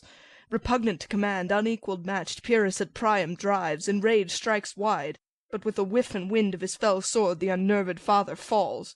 Then senseless Ilium, seeming to feel this blow, with flaming top stoops to his base, and with a hideous crash takes prisoner Pyrrhus' ear. For lo, his sword, which was declining on the milky head of reverend Priam, seemed to the air to stick. So as a painted tyrant Pyrrhus stood, and like a neutral to his will and matter did nothing. But as we often see, against some storm, a silence in the heavens, the rack stands still, the bold winds speechless, and the orb below as hush as death. Anon the dreadful thunder doth rend the region. So after Pyrrhus' pause, aroused vengeance sets him new a work. And never did the Cyclops' hammers fall on Mars' armour forged for proof eterne, with less remorse than Pyrrhus' bleeding sword now falls on Priam. Out, out, thou strumpet Fortune! All you gods in general synod take away her power, break all the spokes and fellies from her wheel, and bowl the round nave down the hill of heaven as low as to the fiends. This is too long. It shall to the barbers with your beard. Prithee, say on. He's for a jig or a tale of bawdry, or he sleeps. Say on, come to Hecuba. But who, oh, who had seen the mobled queen? The mobled queen? That's good. Mobled queen is good. Run barefoot up and down, threatening the flames with bison rheum. A clout upon that head where late the diadem stood, and for a robe about her lank and all o'erteemed loins a blanket. In the alarm of fear caught up, who this had seen, with tongue in venom steeped, 'gainst fortune's state would treason have pronounced. But if the gods themselves did see her then, when she saw Pyrrhus make malicious sport in mincing with his sword her husband's limbs, the instant burst of clamour that she made, unless things mortal moved them not at all, would have made milch the burning eyes of heaven, and passion in the gods. Look where he has not turned his colour, and has tears in his eyes. Prithee no more. 'Tis well. I'll have thee speak out the rest soon. Good my lord, will you see the players well bestowed? Do you hear? Let them be well used, for they are the abstract and brief chronicles of the time. After your death you were better have a bad epitaph than their ill report while you live. My lord, I will use them according to their desert. God's bodkins, man, much better. Use every man after his desert, and who should scape whipping. Use them after your own honour and dignity. The less they deserve, the more merit is in your bounty. Take them in. Come, sirs. Follow him. Friends, we'll hear a play tomorrow. Exit Polonius with all players but the first. Dost thou hear me, old friend? Can you play the murder of Gonzago? Ay, my lord. We'll ha't tomorrow night. You could, for a need, study a speech of some 12 or 16 lines, which I would set down and insert in't, could you not? Ay, my lord. Very well. Follow that lord, and look you, mock him not. Exit first player. My good friends, I'll leave you till night. You are welcome to Elsinore. Good my lord. Ay so, God be with ye. Exeunt Rosencrantz and Guildenstern. Now I am alone. Oh, what a rogue and peasant slave am I! Is it not monstrous that this player here, but in a fiction, in a dream of passion, could force his soul so to his own conceit that from her working all his visage wand, tears in his eyes, distraction in his aspect, a broken voice, and his whole function suiting with forms to his conceit, and all for nothing, for Hecuba. What's Hecuba to him, or he to Hecuba, that he should weep for her? What would he do? Had he the motive and cue for passion that I have? He would drown the stage with tears, and cleave the general ear with horrid speech, make mad the guilty and appall the free, confound the ignorant, and amaze indeed the very faculties of eyes and ears.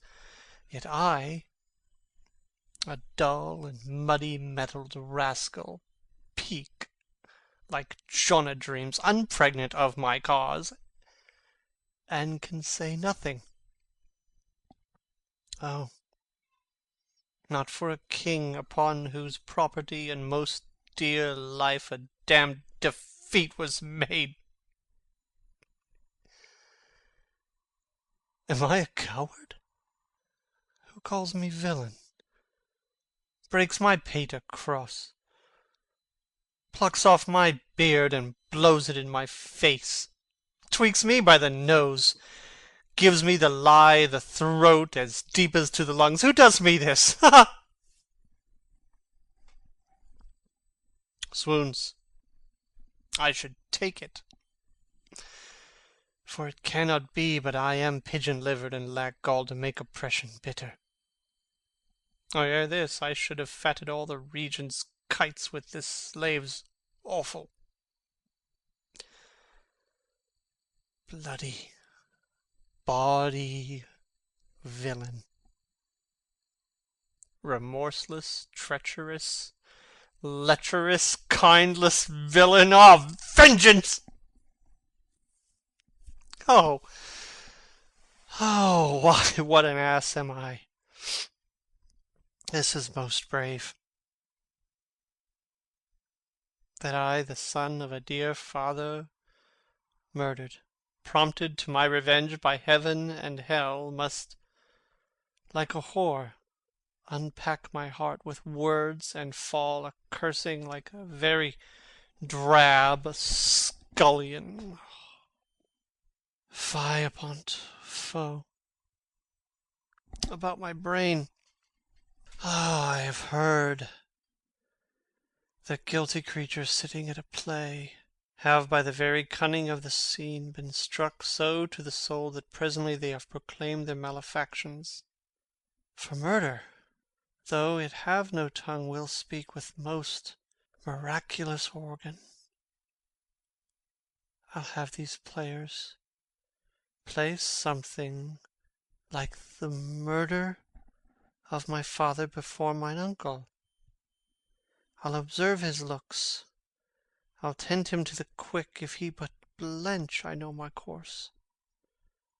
A spirit that I have seen may be the devil, and the devil hath power to assume a pleasing shape, yea, and perhaps out of my weakness and my melancholy, as he is very potent with such spirits, abuses me to damn me. Oh, I'll have grounds more relative than this. The place, the thing wherein I'll catch the conscience of the king. Exit. End of Act 2.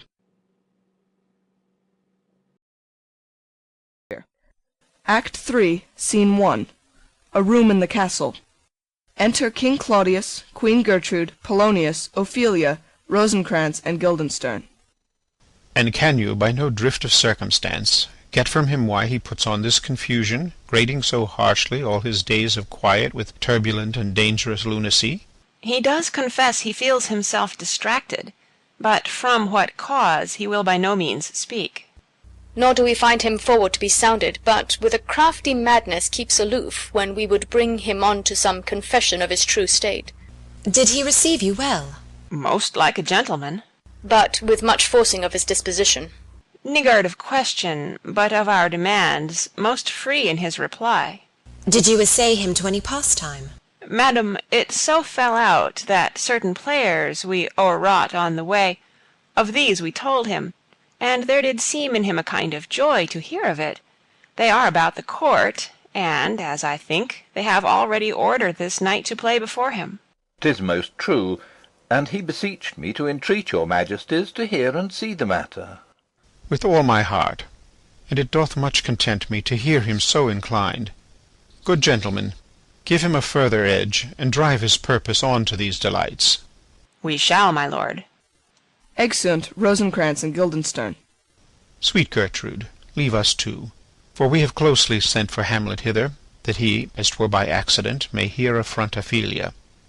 Her father and myself, lawful espials, will so bestow ourselves that, seeing, unseen, we may of their encounter frankly judge, and gather by him as he has behaved, if it be the affliction of his love or no that thus he suffers for. I shall obey you. And for your part, Ophelia, I do wish that your good beauties be the happy cause of Hamlet's wildness.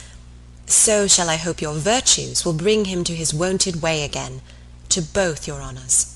Madam, I wish it may. Exit Queen Gertrude. Ophelia, walk you here. Gracious, so please you, we will bestow ourselves. To Ophelia. Read on this book, that show such an exercise may colour your loneliness. We are oft to blame in this. 'Tis too much proved that with devotion's visage and pious action we do sugar o'er the devil himself. Aside. Oh, 'tis too true. How smart a lash that speech doth give my conscience! The harlot's cheek, beautied with plastering art, is not more ugly to the thing that helps it than is my deed to my most painted word. O heavy burthen! I hear him coming. Let's withdraw, my lord. Exeunt King Claudius and Polonius. Enter Hamlet. To be or not to be? That is the question. Whether 'tis nobler in the mind to suffer the slings and arrows of outrageous fortune, or to take arms against the sea of troubles, and by opposing end them, to die, to sleep, no more, and by a sleep to say we end the heartache and the thousand natural shocks that flesh is heir to. Oh, the consummation devoutly to be wished. To die, to sleep, perchance to dream. Ah, there's the rub. For in that sleep of death, what dreams may come when we have shuffled off this mortal coil, must give us pause. There's the respect that makes calamity of so long life, for who would bear the whips and scorns of time, the oppressor's wrongs, the proud man's contumely, the pangs of despised love, the law's delay, the insolence of office, and the spurns, that patient merit of the unworthy takes, when he himself might his quietus make with a bare bodkin? Who would fardels bear to grunt and sweat under a weary life, but that the dread of something after death, the undiscovered country, from whose bourne no traveller returns, puzzles the will, and makes us rather bear those ills we have than fly to others we know not of. Ah! Thus conscience does make cowards of us all, and thus the native hue of resolution is sicklied o'er with the pale cast of thought, and enterprises of great pith and moment with this regard their currents turn awry, and lose the name of action. Soft, you know. The fair Ophelia. Nymph, in thy orisons be all my sins remembered. Good my lord, how does your honour for this many a day? I humbly thank you. Well, well, well. My lord, I have remembrances of yours that I have longed long to redeliver. I pray you now receive them. No, not I. I never gave you aught. My honoured lord, you know right well you did, and with them words of so sweet breath composed as made the things more rich. Their perfume lost, take these again, for to the noble mind rich gifts wax poor when givers prove unkind. There, my lord. Ha ha! Are you honest? My lord? Are you fair? What means your lordship? That if you be honest and fair, your honesty should admit no discourse to your beauty. Could beauty, my lord, have better commerce than with honesty? Ay, truly. For the power of beauty will sooner transform honesty from what it is to a bawd than the force of honesty can translate beauty into his likeness. This was sometime a paradox, but now the time gives it proof. I did love you once. Indeed, my lord, you made me believe so. You should not have believed me, for virtue cannot so inoculate our old stock, but we shall relish of it. I loved you not. I was the more deceived. Get thee to a nunnery. Why wouldst thou be a breeder of sinners? I am myself indifferent honest, and yet I could accuse me of such things that it were better my mother had not borne me. I am very proud, revengeful, ambitious, with more offences at my beck than I have thoughts to put them in, imagination to give them shape, or time to act them in. What should fellows such as I do, crawling between earth and heaven? We are errant knaves all, believe none of us. Go thy ways to a nunnery. Where's your father? At home, my lord. Let the doors be shut upon him, that he may play the fool nowhere but in's own house. Farewell. Oh, help him, you sweet heavens. If thou dost marry, I'll give thee this plague for thy dowry. Be thou as chaste as ice, as pure as snow, thou shalt not escape calumny. Get thee to a nunnery. Go. Farewell. Or if thou wilt needs marry, marry a fool, for wise men know well enough what monsters you make of them. To a nunnery. Go. And quickly too. Farewell. O heavenly powers, restore him. I have heard of your paintings too, well enough. God has given you one face, and you make yourselves another. You jig, you amble, and you lisp, and nickname God's creatures, and make your wantonness your ignorance. Go to, I'll no more on't, it hath made me mad.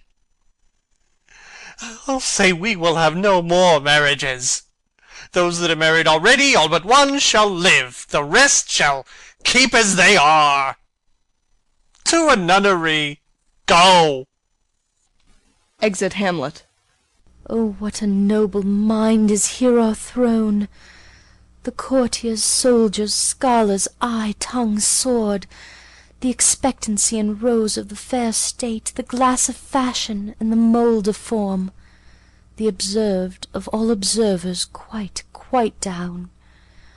And I, of ladies most dejected and wretched, that sucked the honey of his music vows, now see that noble and most sovereign reason, like sweet bells jangled out of tune and harsh, that unmatched form and feature of blown youth blasted with ecstasy.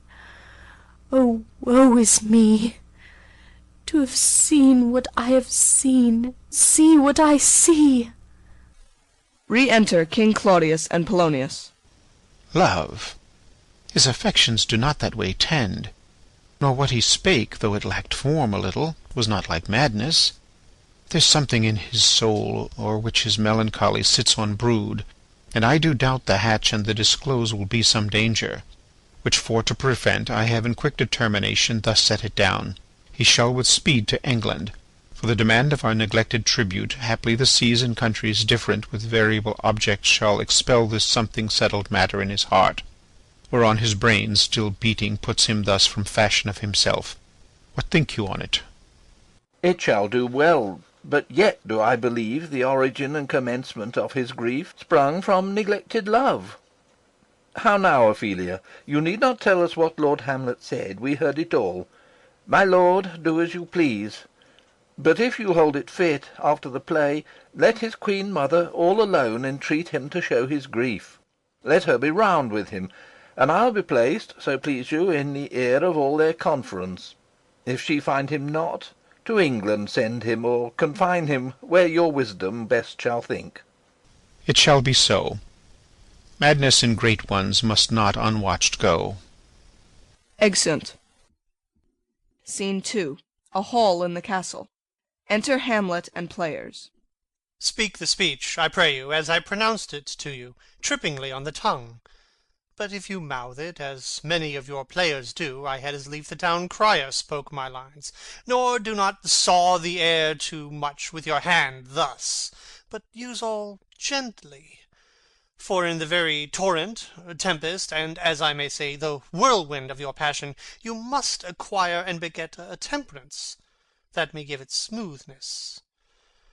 Oh, it offends me to the soul to hear a robustious, periwig-pated fellow tear a passion to tatters, to very rags, to split the ears of the groundlings, who for the most part are capable of nothing but inexplicable dumb shows and noise. I would have such a fellow whipped for overdoing termagant. It out Herods Herod. Pray you, avoid it. I warrant your honour. Be not too tame neither, but let your own discretion be your tutor. Suit the action to the word to the action, with especial, o'erstep not the modesty of nature.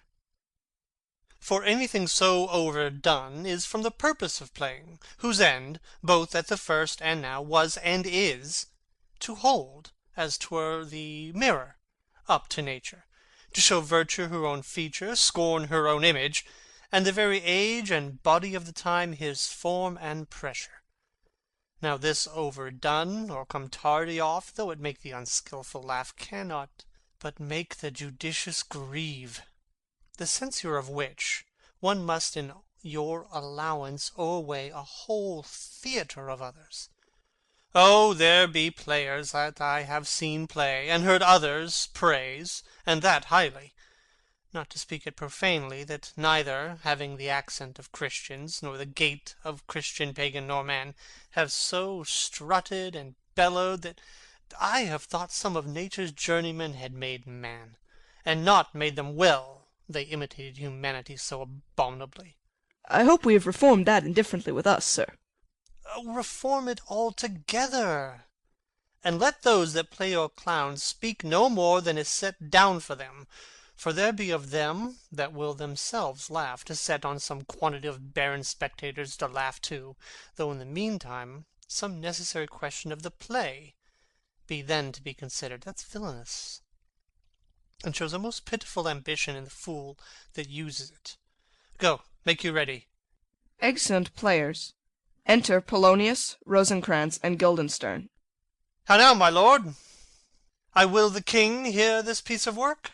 And the queen too, and that presently. Bid the players make haste. Exit Polonius. Will you two help to hasten them?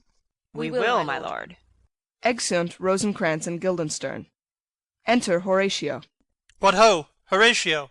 Here, sweet lord, at your service. Horatio, thou art e'en as just a man as e'er my conversation coped withal. Oh, my dear lord. Nay, do not think I flatter. For what advancement may I hope from thee, that no revenue hast but thy good spirits to feed and clothe thee? Why should the poor be flattered? No, let the candied tongue lick absurd pomp, and crook the pregnant hinges of the knee, where thrift may follow fawning. Dost thou hear? Since my dear soul was mistress of her choice, and could of men distinguish, her election hath sealed thee for herself. For thou hast been as one, in suffering all that suffers nothing. A man that fortune's buffets and rewards hast ta'en with equal thanks, and blessed are those whose blood and judgment are so well commingled, that they are not a pipe for fortune's finger to sound what stop she please. Give me that man that is not passion's slave, and I will wear him in my heart's core. Ay, in my heart of heart, as I do thee. There's something too much of this. There is a play to-night before the king. One scene of it comes near the circumstance which I have told thee of my father's death. I prithee, when thou seest that act afoot, even with the very comment of thy soul, observe mine uncle. If his occulted guilt do not itself unkennel in one speech, it is a damned ghost that we have seen, and my imaginations are as foul as Vulcan's stithy. Give him heedful note, for I, mine eyes, will rivet to his face, and afterward we will both our judgments join in censure of his seeming. Well, my lord, if he steal aught the whilst this play is playing, and escape detecting, I will pay the theft. They are coming to the play. I must be idle. Get you a place. Danish march. A flourish. Enter King Claudius, Queen Gertrude, Polonius, Ophelia, Rosencrantz, Guildenstern, and others. How fares our cousin Hamlet? Excellent, i' faith. Of the chameleon's dish I eat the air, promise crammed. You cannot feed capons so. I have nothing with this answer, Hamlet. These words are not mine. No, nor mine now. To Polonius. My lord, you once played at the university, you say? That did I, my lord, and was accounted a good actor. What did you enact?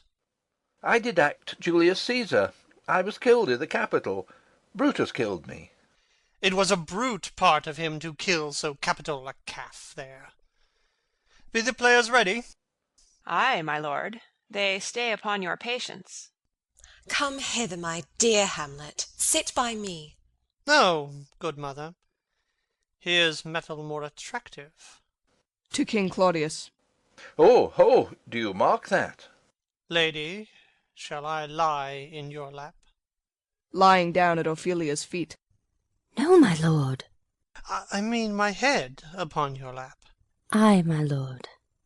Do you think I meant country matters? I think nothing, my lord. It's a fair thought to lie between maids' legs. What is, my lord? Nothing. You are merry, my lord. Who, I? Ay, my lord. God, you're only jig-maker. What should a man do but be merry? For look you, how cheerfully my mother looks, and my father died within these 2 hours. Nay, 'tis twice 2 months, my lord. So long? Oh, nay, then let the devil wear black, for I'll have a suit of sables. Oh, heavens! Died 2 months ago, and not forgotten yet. Oh, then there's hope a great man's memory may outlive his life half a year. But, by your lady, he must build churches then, or else shall he suffer not thinking on when the hobby-horse, whose epitaph is for the hobby-horse is forgot. Hautboys play. The dumb show enters. Enter a king and a queen very lovingly, the queen embracing him, and he her. She kneels, and makes show of protestation unto him. He takes her up, and declines his head upon her neck, lays him down upon a bank of flowers. She, seeing him asleep, leaves him. Anon comes in a fellow, takes off his crown, kisses it, and pours poison in the king's ears, and exit. The queen returns, finds the king dead and makes passionate action. The poisoner, with some 2 or 3 mutes, comes in again, seeming to lament with her. The dead body is carried away. The poisoner woos the queen with gifts. She seems loath and unwilling a while, but in the end accepts his love. Exeunt. What means this, my lord? Mary, this is Mitching Maleko. It means mischief. Belike this show imports the argument of the play. Enter Prologue. We shall know by this fellow. The players cannot keep counsel, they'll tell all. Will he tell us what this show meant? Ay, or any show that you'll show him. Be not you ashamed to show. He'll not shame to tell you what it means. You are not. You are not. I'll mark the play. For us and for our tragedy, here stooping to your clemency, we beg your hearing, patiently. Exit Prologue. Is this a prologue or the posy of a ring? 'Tis brief, my lord. As woman's love. Enter 2 players, king and queen.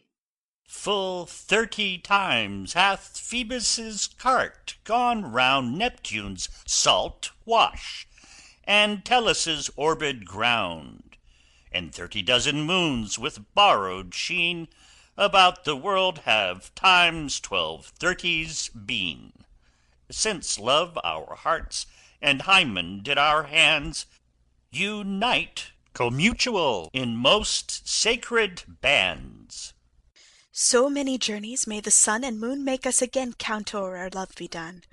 But woe is me, you are so sick of late, so far from cheer and from your former state, that I distrust you. Yet though I discomfort you, my lord, it nothing must, for women's fear and love holds quantity in neither aught nor in extremity. Now, what my love is, proof hath made you know, and as my love is sized, my fear is so. Where love is great, the littlest doubts are fear; where little fears grow great, great love grows there. Faith, I must leave thee, love, and shortly too.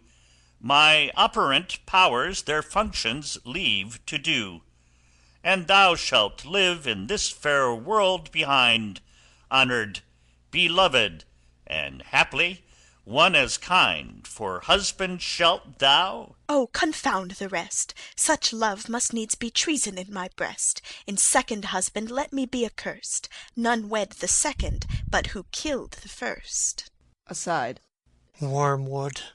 Wormwood. The instances that second marriage move are base respects of thrift, but none of love. A second time I kill my husband dead, when second husband kisses me in bed. I do believe you think what now you speak, but what we do determine oft we break.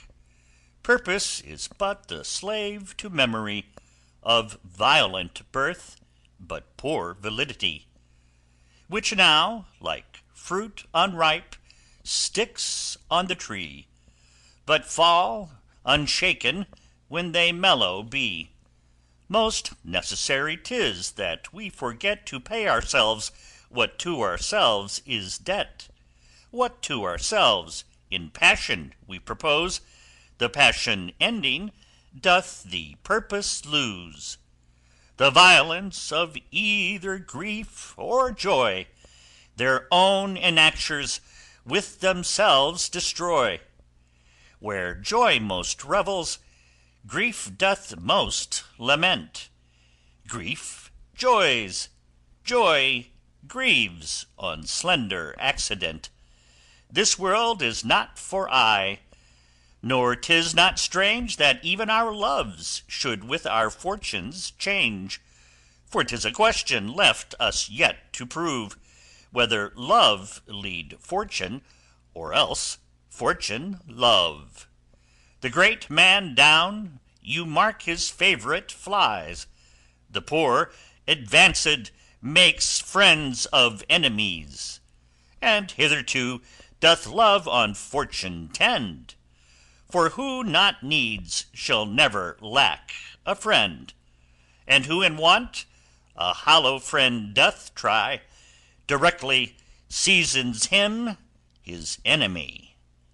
But orderly to end where I begun, our wills and fates do so contrary run, that our devices still are overthrown.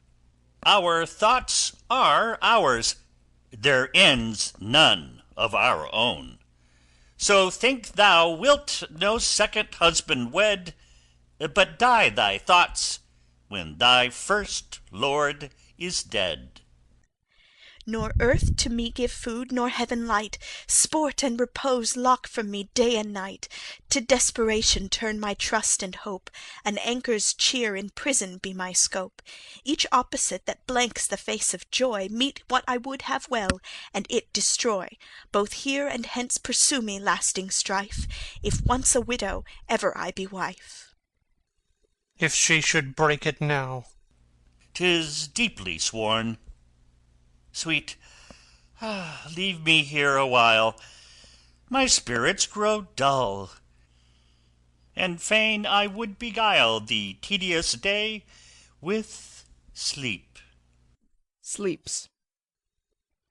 Sleep rock thy brain, and never come mischance between us twain. Exit player queen. Madam, how like you this play? The lady protests too much, methinks. Oh, but she'll keep her word. Have you heard the argument? Is there no offence in it? No, no, they do but jest, poison in jest, no offence of the world. What do you call the play? The Mousetrap. Marry, how? Tropically. This play is the image of a murder done in Vienna. Gonzago is the Duke's name, his wife Baptista. You shall see anon.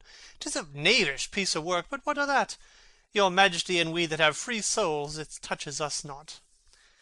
Let the galled jade wince, our withers are unwrung. Enter Lucianus. This one is Lucianus, nephew to the king. You are as good as a chorus, my lord. I could interpret between you and your love, if I could see the puppets dallying. You are keen, my lord, you are keen. It would cost you a groaning to take off my edge. Still better and worse. So you must take your husband's. Begin, murderer! Pox leave thy damnable faces, and begin, come! Thy croaking raven doth bellow for revenge. Thoughts black, hands apt, drugs fit, and time agreeing, confederate season else no creature seeing, thou mixture rank of midnight weeds collected, with Hecate's ban thrice blasted, thrice infected, thy natural magic and dire property, unwholesome life, usurp immediately. Pours the poison into the sleeper's ears. He poisons him in the garden for his estate. His name's Gonzago. The story is extant and written choice Italian. You shall see anon how the murderer gets the love of Gonzago's wife. The king rises. Art frighted with false fire? How fares my lord? Give all the play. Give me some light. Away. Lights! Exeunt all but Hamlet and Horatio. Why, let the stricken deer go weep, the heart ungalled play. For some must watch, while some must sleep, so runs the world away. Would not this, sir, and a forest of feathers, if the rest of my fortunes turn Turk with me, with 2 provincial roses on my razed shoes, get me a fellowship in a cry of players, sir? Half a share. A whole one, I. For thou dost know, O Damon dear, this realm dismantled was of Jove himself, and now reigns here a very, very Pajock. You might have rhymed. O good Horatio, I'll take the ghost's word for £1,000. Didst perceive? Very well, my lord. Upon the talk of the poisoning? I did very well note him. No, Come, some music! Come, the recorders! For if the king like not the comedy, why then belike he likes it not, perdie. Come, some music! Re-enter Rosencrantz and Guildenstern. Good my lord, vouchsafe me a word with you. Sir, a whole history. The king, sir, Ay, sir, what of him? is, in his retirement, marvellous distempered. With drink, sir? No, my lord, rather with choler. Your wisdom should show itself more richer to signify this to his doctor. For me to put him to his purgation would perhaps plunge him into far more choler. Good my lord, put your discourse into some frame, and start not so wildly from my affair. I am tame, sir. Pronounce. The queen your mother, in most great affliction of spirit, hath sent me to you. You are welcome. Nay, good my lord, this courtesy is not of the right breed. If it shall please you to make me a wholesome answer, I will do your mother's commandment. If not, your pardon and my return shall be the end of my business. Sir, I cannot. What, my lord? Make you a wholesome answer, my wit's diseased. But, sir, such answer as I can make, you shall command. Or rather, as you say, my mother. Therefore no more, but to the matter. My mother, you say. Then thus she says, your behaviour hath struck her into amazement and admiration.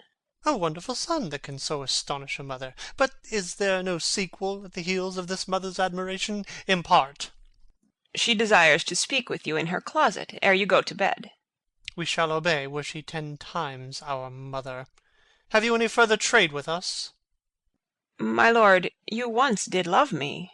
So I do still, by these pickers and stealers. Good my lord, what is the cause of your distemper?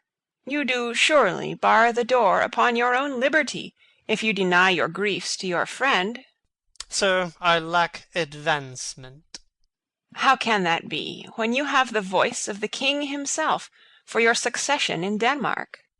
Ay, but, sir, while the grass grows, the proverb is something musty. Re-enter players with recorders. Oh, the recorders! Here, let me see one. To withdraw with you, why do you go about to recover the wind of me, as you would drive me into a toil? Oh, my lord, if my duty be too bold, my love is too unmannerly. I do not well understand that. Will you play upon this pipe? My lord, I cannot. I pray you. Believe me, I cannot. I do beseech you. I know no touch of it, my lord. 'Tis as easy as lying. Govern these ventages with your fingers and thumb, give it breath with your mouth, and it will discourse most eloquent music. Look you, these are the stops. But these cannot I command to any utterance of harmony. I have not the skill. Why, look you now, how unworthy a thing you make of me. You would play upon me, you would seem to know my stops, you would pluck out the heart of my mystery, you would sound me from my lowest note to the top of my compass, and there is much music, excellent voice, in this little organ, yet cannot you make it speak. Splud, do you think I am easier to be played on than a pipe? Call me what instrument you will, though you can fret me, you cannot play upon me.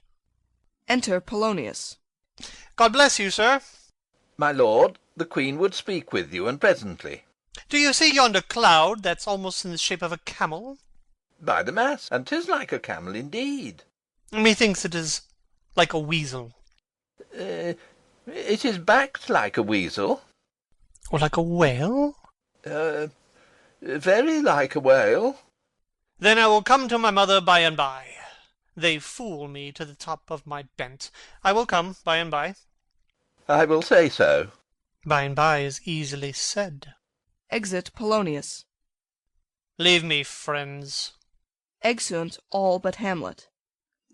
'Tis now the very witching time of night, when churchyards yawn and hell itself breathes out contagion to this world. Now could I drink hot blood, and do such bitter business as the day would quake to look on. Soft to my mother. O heart, lose not thy nature. Let not ever the soul of Nero enter this firm bosom. Let me be cruel, not unnatural. I will speak daggers to her, but use none. My tongue and soul in this be hypocrites. How in my words soever she be shent, to give them seals never, my soul, consent. Exit. Scene 3. A room in the castle. Enter King Claudius, Rosencrantz, and Guildenstern. I like him not, nor stands it safe with us to let his madness range. Therefore prepare you. I your commission will forthwith dispatch, and he to England shall along with you. The terms of our estate may not endure hazard so dangerous as doth hourly grow out of his lunacies. We will ourselves provide. Most holy and religious fear it is to keep those many, many bodies safe that live and feed upon your majesty. The single and peculiar life is bound with all the strength and armour of the mind to keep itself from noyance, but much more that spirit upon whose weal depend and rest the lives of many. The cease of majesty dies not alone, but, like a gulf, doth draw what's near with it. It is a massy wheel fixed on the summit of the highest mount, to whose huge spokes 10,000 lesser things are morticed and adjoined, which, when it falls, each small annexment, petty consequence, attends the boisterous ruin. Never alone did the king sigh, but with a general groan. Arm you, I pray you, to the speedy voyage, for we will fetters put upon this fear, which now goes too free-footed. We will haste us. Exeunt Rosencrantz and Guildenstern. Enter Polonius. My lord, he's going to his mother's closet. Behind the arras I'll convey myself to hear the process. I'll warrant she'll tax him home. And, as you said, and wisely was it said, 'tis meet that some more audience than a mother, since nature makes them partial, should o'erhear the speech of vantage. Fare you well, my liege. I'll call upon you ere you go to bed, and tell you what I know. Thanks, dear my lord. Exit Polonius. O, my offence is rank. It smells to heaven. It hath the primal eldest curse upon it, a brother's murder. Pray can I not, though inclination be as sharp as will, my stronger guilt defeats my strong intent, and like a man to double business bound, I stand in pause where I shall first begin, and both neglect. What if this cursed hand were thicker than itself with brother's blood? Is there not rain enough in the sweet heavens to wash it white as snow? Whereto serves mercy but to confront the visage of offence? And what's in prayer but this twofold force to be forestalled ere we come to fall, or pardoned being down? Then I'll look up. My fault is past. But, oh, what form of prayer can serve my turn? Forgive me my foul murder. That cannot be, since I am still possessed of those effects for which I did the murder, my crown, mine own ambition, and my queen. May one be pardoned and retain the offence?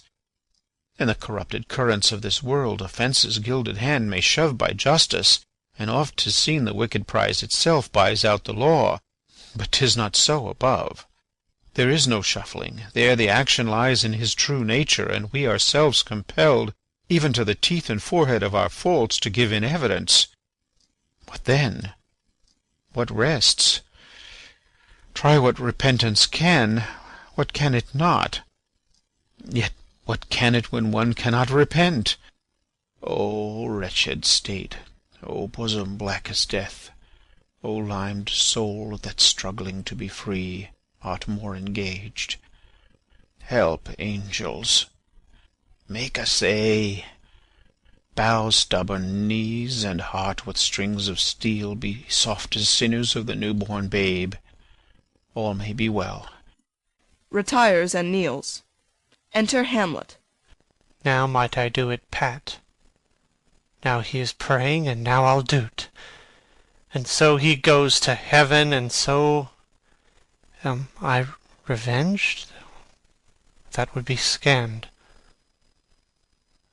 The villain kills my father, and for that I, his sole son, do this same villain sent to heaven? Oh, this is hire and salary, not revenge. He took my father grossly, full of bread, with all his crimes broad blown as flush as May. And how his audit stands, who knows save heaven? But in our circumstance and course of thought 'tis heavy with him. And am I then revenged to take him in the purging of his soul, when he is fit and seasoned for his passage? No. Up sword. Know thou a more horrid hent. when he is drunk asleep, or in his rage, or in the incestuous pleasure of his bed, at gaming, swearing, or about some act that has no relish of salvation, and then trip him that his heels may kick at heaven, and that his soul may be as damned and black as hell whereto it goes. My mother stays. This physic but prolongs thy sickly days. Exit Hamlet. Rising. My words fly up. My thoughts remain below. Words without thoughts never to heaven go. Exeunt. Scene 4. The Queen's closet. Enter Queen Gertrude and Polonius. He will come straight. Look you lay home to him, tell him his pranks have been too broad to bear with, and that your grace has screened and stood between much heat and him. I'll silence me even here. Pray you be round with him. Within. Mother! Mother! Mother! I'll warrant you, fear me not. Withdraw, I hear him coming. Polonius hides behind the arras. Enter Hamlet. Now, mother, what's the matter?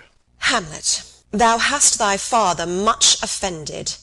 Mother, you have my father much offended. Come, come, you answer with an idle tongue. Go, go, you question with a wicked tongue. Why, how now, Hamlet? What's the matter now? Have you forgot me? No, by the rood, not so. You are the queen, your husband's brother's wife, and would it were not so, you are my mother. Nay, then I'll set those to you that can speak. Come, come, and sit you down, you shall not budge. You go not till I set you up a glass where you may see the inmost part of you. What wilt thou do? Thou wilt not murder me. Help! Help, ho! Behind. What? Ho! Help! Help! Help! Drawing. How now? A rat? Dead for a ducat! Dead! Makes a pass through the arras. Behind. I am slain. Falls and dies. Oh me! What hast thou done? Nay, I know not. Is it the king? Oh, what a rash and bloody deed is this! A bloody deed! Almost as bad, good mother, as kill a king and marry with his brother. As kill a king? Ay, lady, 'twas my word. Lifts up the arras and discovers Polonius. Thou wretched, rash, intruding fool! Farewell. I took thee for thy better. Take thy fortune. Thou find'st to be too busy is some danger.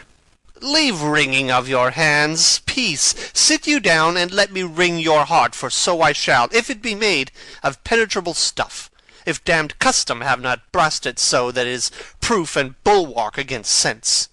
What have I done, that thou darest wag thy tongue in noise so rude against me? Such an act that blurs the grace and blush of modesty, calls virtue hypocrite, takes the rose from the fair forehead of an innocent love, and sets a blister there, makes marriage vows as false as divers oaths. Oh, such a deed as from the body of contraction plucks the very soul, and sweet religion makes a rhapsody of words. Heaven's face doth glow. Yea, this solidity and compound mass, with tristal visage, as against the doom, is thought sick at the act. Ah me, what act, that roars so loud and thunders in the index? Look here, upon this picture, and on this, the counterfeit presentment of two brothers. See what a grace was seated on this brow. Hyperion's curls, the front of Jove himself, an eye like Mars to threaten and command, a station like the herald Mercury new lighted on a heaven-kissing hill, a combination and a form indeed, where every god did seem to set his seal, to give the world assurance of a man. This was your husband. Look you now, what follows. Here is your husband, like a mildewed ear, blasting his wholesome brother. Have you eyes? Could you on this fair mountain leave to feed and batten on this moor? Ha! Have you eyes? You cannot call it love, for at your age the heyday in the blood is tame. It's humble, and waits upon the judgment. And what judgment would step from this to this? Sense, sure you have, else could you not have motion. But sure that sense is apoplexed. For madness would not err, nor sense to ecstasy was ne'er so thralled, but it reserved some quantity of choice to serve in such a difference. What devil was that cozened you at Hoodman blind? Eyes without feeling, feeling without sight, ears without hands or eyes, smelling sans all, or but a sickly part of one true sense, could not so mope. Oh, shame, where is thy blush? Bilious hell, if thou canst mutine in a matron's bones to flaming youth, let virtue be as wax, and melt in her own fire. Proclaim no shame when the compulsive ardour gives the charge, since frost itself as actively doth burn, and reason panders will. O Hamlet, speak no more. Thou turn'st mine eyes into my very soul, and there I see such black and grained spots as will not leave their taint. Nay, but to live in the rank sweat of an enseamed bed, stewed in corruption, honeying and making love over the nasty sty. Oh, speak to me no more. These words like daggers enter in mine ears. No more, sweet Hamlet. A murderer and a villain, a slave that is not 20th part the tithe of your precedent lord, a vice of kings, a cut-purse of the empire and the rule, that from a shelf the precious diadem stole and put it in his pocket. No more. A king of shreds and patches. Enter Ghost. Save me, and hover o'er me with your wings, your heavenly guards. What would your graces figure? Alas, he's mad. Do not come your tardy son to chide, lapsed in time and passion. Let's go by the important acting of your dread command. O say! Do not forget, this visitation is but to whet thy almost blunted purpose. But look, amazement on thy mother sits. O step between her and her fighting soul. Conceit in weakest bodies strongest works. Speak to her, Hamlet. How is't with you, lady? Alas, how is't with you? That you do bend your eye on vacancy, and with the incorporeal air do hold discourse. For that your eyes your spirits wildly peep, and, as the sleeping soldiers in the alarm, your bedded hairs, like life and excrement, start up and stand on end. O gentle sun, upon the heat and flame of thy distemper sprinkle cool patience. Whereon do you look? On him, on him! Look you, how pale he glares! His form and cause conjoined, preaching to stones would make them capable. Do not look upon me! Lest with piteous action you convert my stern effects, then what I have to do will want true colour, tears perchance for blood. To whom do you speak this? Do you see nothing there? Nothing at all, yet all that is I see. Nor did you nothing hear? No, nothing but ourselves. Look you there! How it steals away my father in his habit as he lived. Look where he goes, even now, out at the portal. Exit Ghost. This is the very coinage of your brain. This bodiless creation ecstasy is very cunning in. Ecstasy? My pulse, as yours, doth temperately keep time, and makes as healthful music. It is not madness that I have uttered. Bring me to the test, and I the matter will reword. Which madness would gamble from? Mother, for love of grace, lay not that mattering unction to your soul, that not your trespass, but my madness speaks. It will but skin and film the ulcerous place, while rank corruption, mining all within, infects unseen. Confess yourself to heaven. Repent what's past, avoid what is to come, and do not spread the compost on the weeds to make them ranker. Forgive me this my virtue, for in the fatness of these pursy times, virtue itself of vice must pardon beg. Yea, curb and woo, for leave to do him good. O Hamlet, thou hast cleft my heart in twain. Oh, throw away the worser part of it, and live the purer with the other half. Good night. But go not to my uncle's bed. Assume a virtue, if you have it not. That monster custom, who all sense doth eat, of habit's devil is angel. Yet in this, that to the use of actions fair and good he likewise gives a frock or livery that is aptly put on. Refrain to-night, and that shall lend a kind of easiness to the next abstinence, the next more easy. For use almost can change the stamp of nature, and either curb the devil, or throw him out with wondrous potency. Once more, good night. And when you are desirous to be blessed, I blessing beg of you. For this same Lord, pointing to Polonius, I do repent. But heaven hath pleased it so to punish me with this, and this with me, that I must be their scourge and minister. I will bestow him, and will answer well the death I gave him. So again, good night. I must be cruel, only to be kind. Thus bad begins, and worse remains behind. One word more, good lady. What shall I do? Not this, by no means that I bid you do.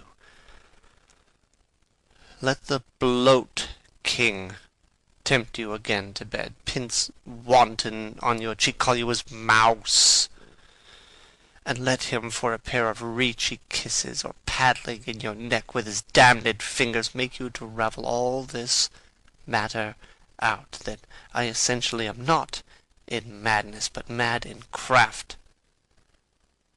'Twere good you let him know, for who that's but a queen fair, sober, wise, would from a paddock, from a bat, a jib, such dear concernings hide? Who would do so? No. In despite of sense and secrecy, unpeg the basket on the house's top.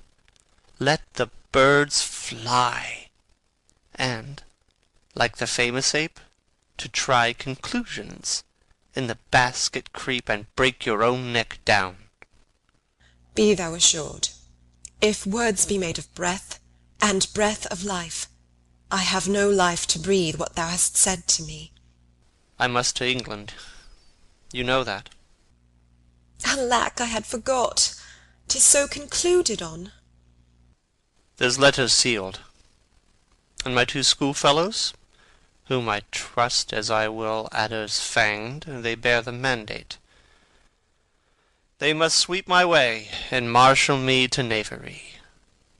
Let it work, for 'tis the sport to have the engineer hoist with his own petard. And shall go hard, but I will delve 1 yard below their minds, and blow them at the moon.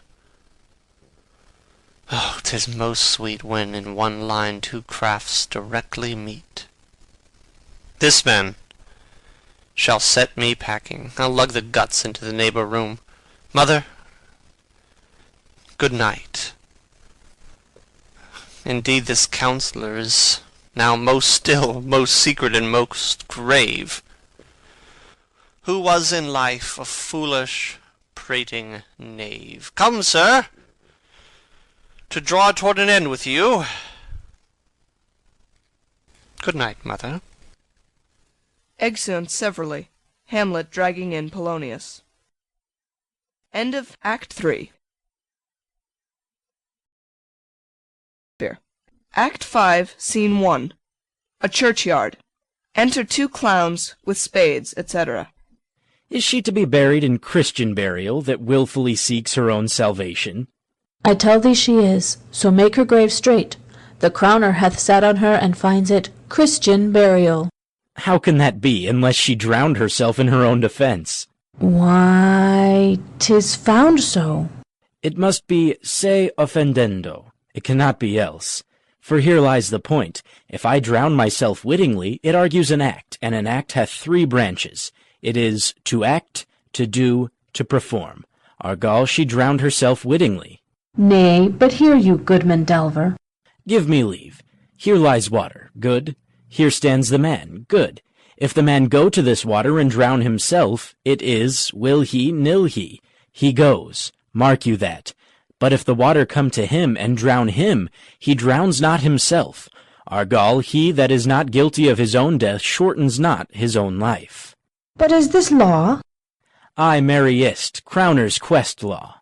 Will you have the truth on't? If this had not been a gentlewoman, she should have been buried out of Christian burial. Why, there thou sayest, and that more pity that great folk should have countenance in this world to drown or hang themselves, more than they're even Christian. Come, my spade, there is no ancient gentleman but gardeners, ditchers, and grave-makers. They hold up Adam's profession. Was he a gentleman? He was the first that ever bore arms. Why, he had none. What? Art a heathen?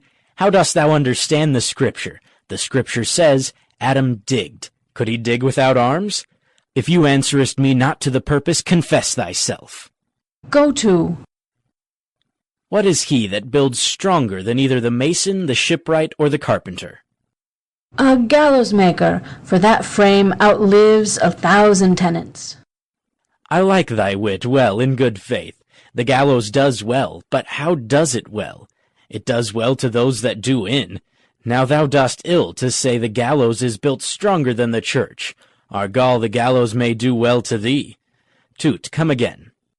Who builds stronger than a mason, a shipwright, or a carpenter? Ay, tell me that, eunuch. Marry, now I can tell. Toot. Mass, I cannot tell.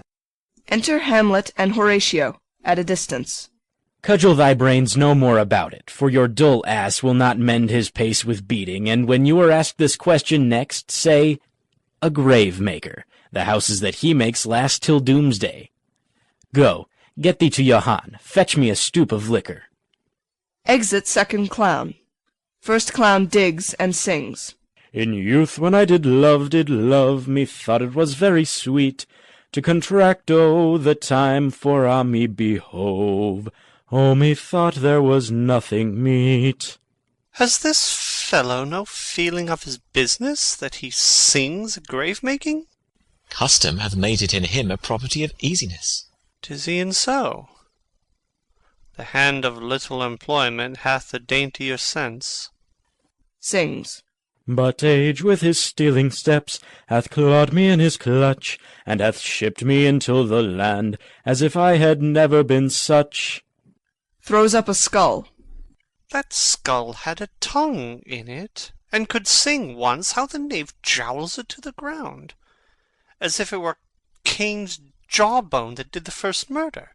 It might be the pate of a politician, which this ass now o'erreaches. One that would circumvent God, might it not? It might, my lord. Or of a courtier, which could say, Good morrow, sweet lord. How dost thou, good lord?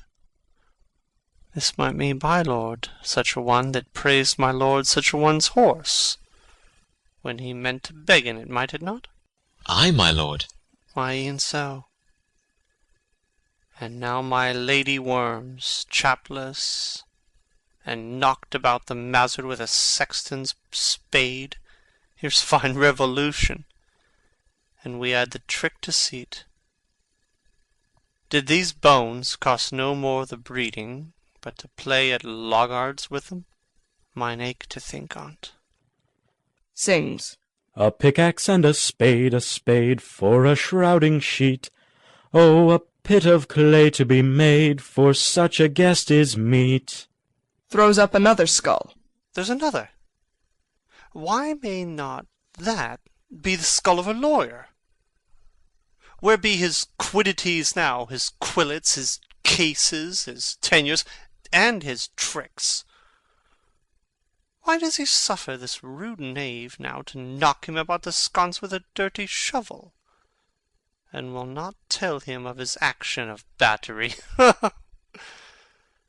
This fellow might be in time a great buyer of land, with his statues, his recognizances, his fines, his double vouchers, his recoveries.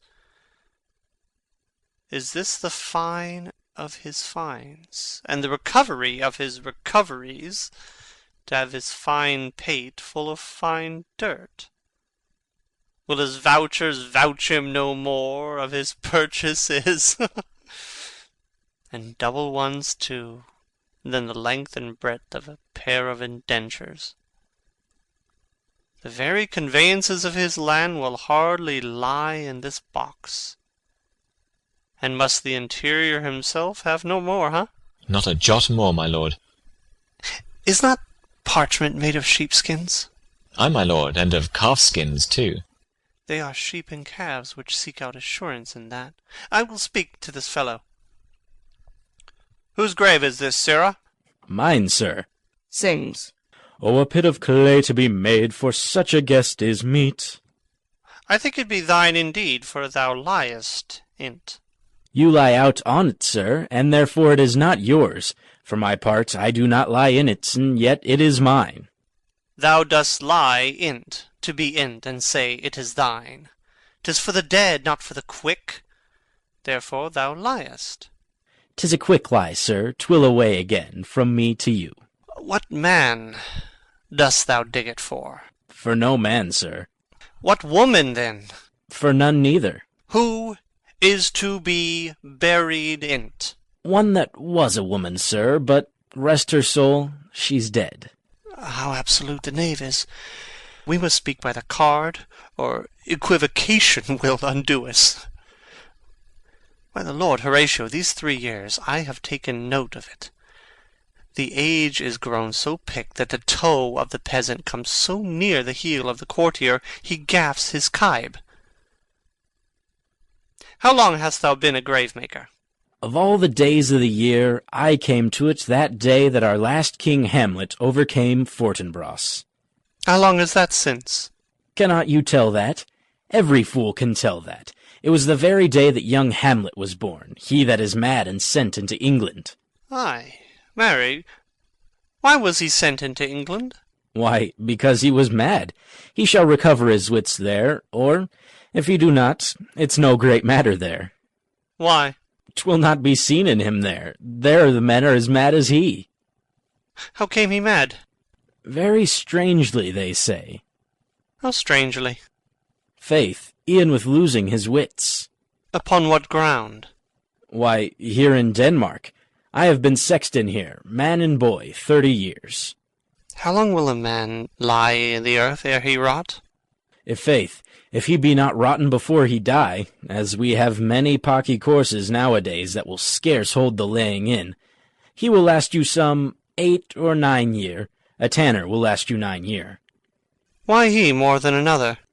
Why, sir, his hide is so tanned with his trade that he will keep out water a great while, and your water is a sore decayer of the horse and dead body. Here's a skull now. This skull has lain in the earth 23 years. Whose was it? A horse and mad fellow's it was. Whose do you think it was? Nay, I know not. A pestilence on him for a mad rogue. I poured a flagon of Rhenish on my head once. This same skull, sir, was Yorick's skull, the king's jester. This? In that. Let me see. Takes the skull. Oh, alas, poor Yorick. I knew him, Horatio, a fellow of infinite jest, of most excellent fancy. He hath borne me on his back 1,000 times. And now? How abhorred in my imagination it is, my gorge rims at it. He hung those lips I have kissed I know not how oft. Where be your jibes now? Your gambols, your songs, your flashes of merriment that were wont to set the table on a roar? Not one now, to mock your own grinning. Quite chapfallen.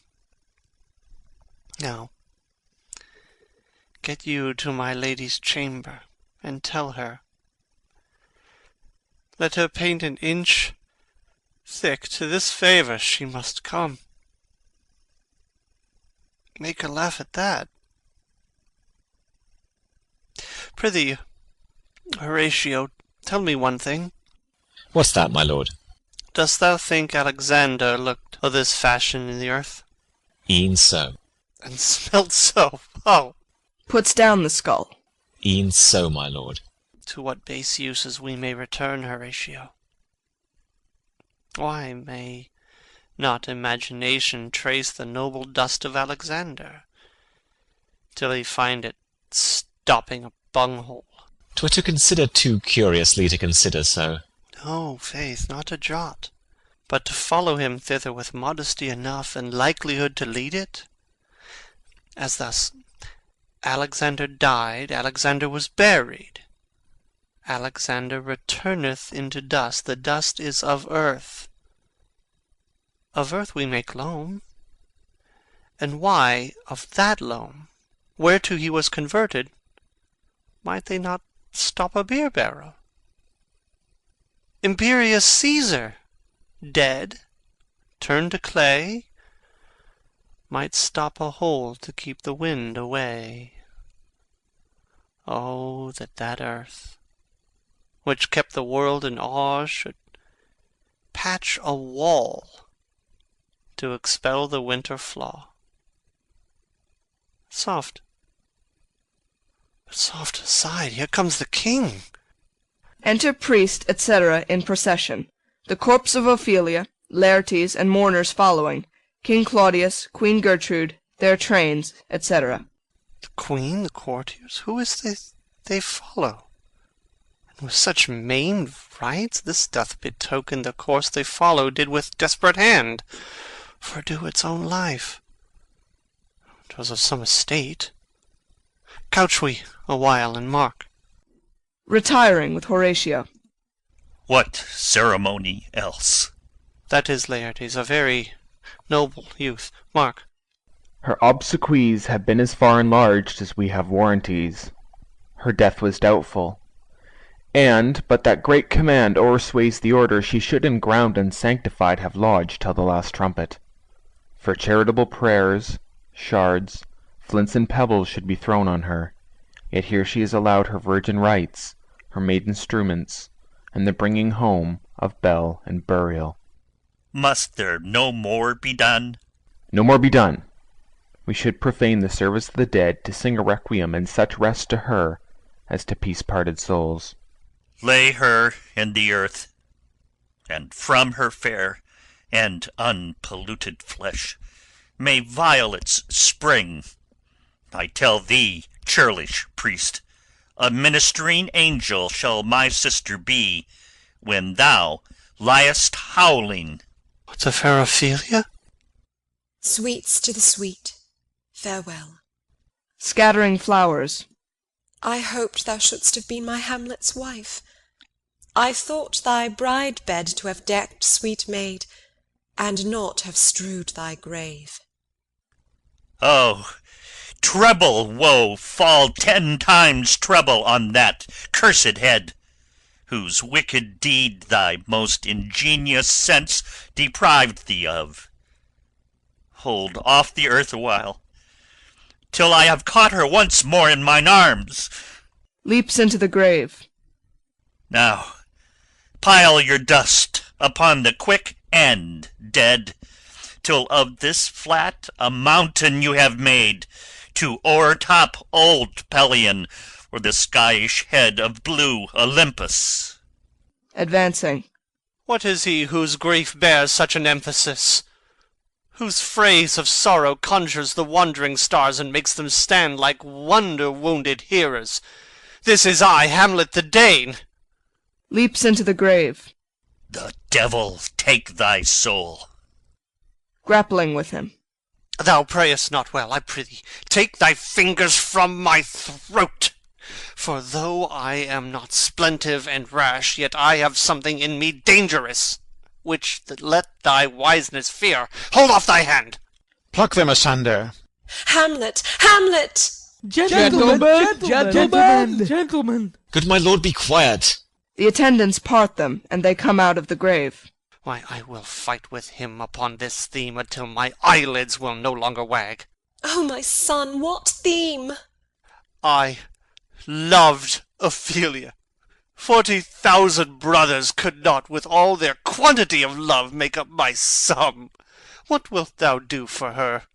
Oh, he is mad, Laertes. For love of God, forbear him. Swoons! Show me what thou do. Would weep, would fight, would fast, wouldst tear thyself, would drink up easel, eat a crocodile, I'll do't. Dost thou come here to whine, to outface me with leaping in her grave? Be buried quick with her, and so will I. And if thou prate of mountains, let them throw millions of acres on us, till our ground, singeing his pate against the burning zone, make Ossa like a wart.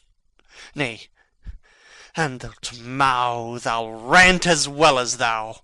This is mere madness, and thus a while the fit will work on him. Anon, as patient as the female dove, when that her golden couplets are disclosed, his silence will sit drooping. Hear you, sir. What is the reason that you use me thus? I loved you ever. But it is no matter, let Hercules himself do what he may. The cat will mew, and dog will have his day. Exit Hamlet. I pray you, good Horatio, wait upon him. Exit Horatio. To Laertes. Strengthen your patience in our last night's speech. We'll put the matter to the present push. Good Gertrude, set some watch over your son. This grave shall have a living monument. An hour of quiet shortly shall we see. Till then, in patience our proceeding be. Exeunt. Scene 2. A hall in the castle. Enter Hamlet and Horatio. So much for this, sir. Now shall you see the other. You do remember all the circumstance? Remember it, my lord?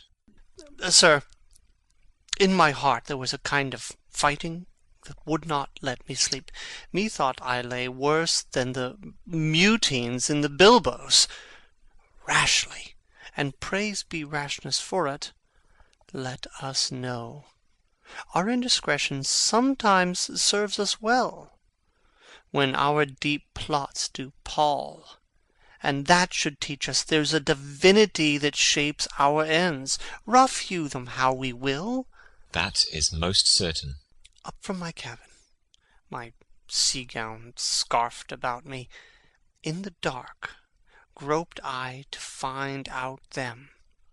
Had my desire, fingered their packet, and in fine withdrew to mine own room again, making so bold, my fears forgetting manners, to unseal their grand commission, where I found, Horatio, a royal knavery, an exact command, larded with many several sorts of reasons, importing Denmark's health, and England's too, with, such bugs and goblins in my life, that on the supervised no leisure bated, no, not to stay the grinding of the axe, my head should be struck off.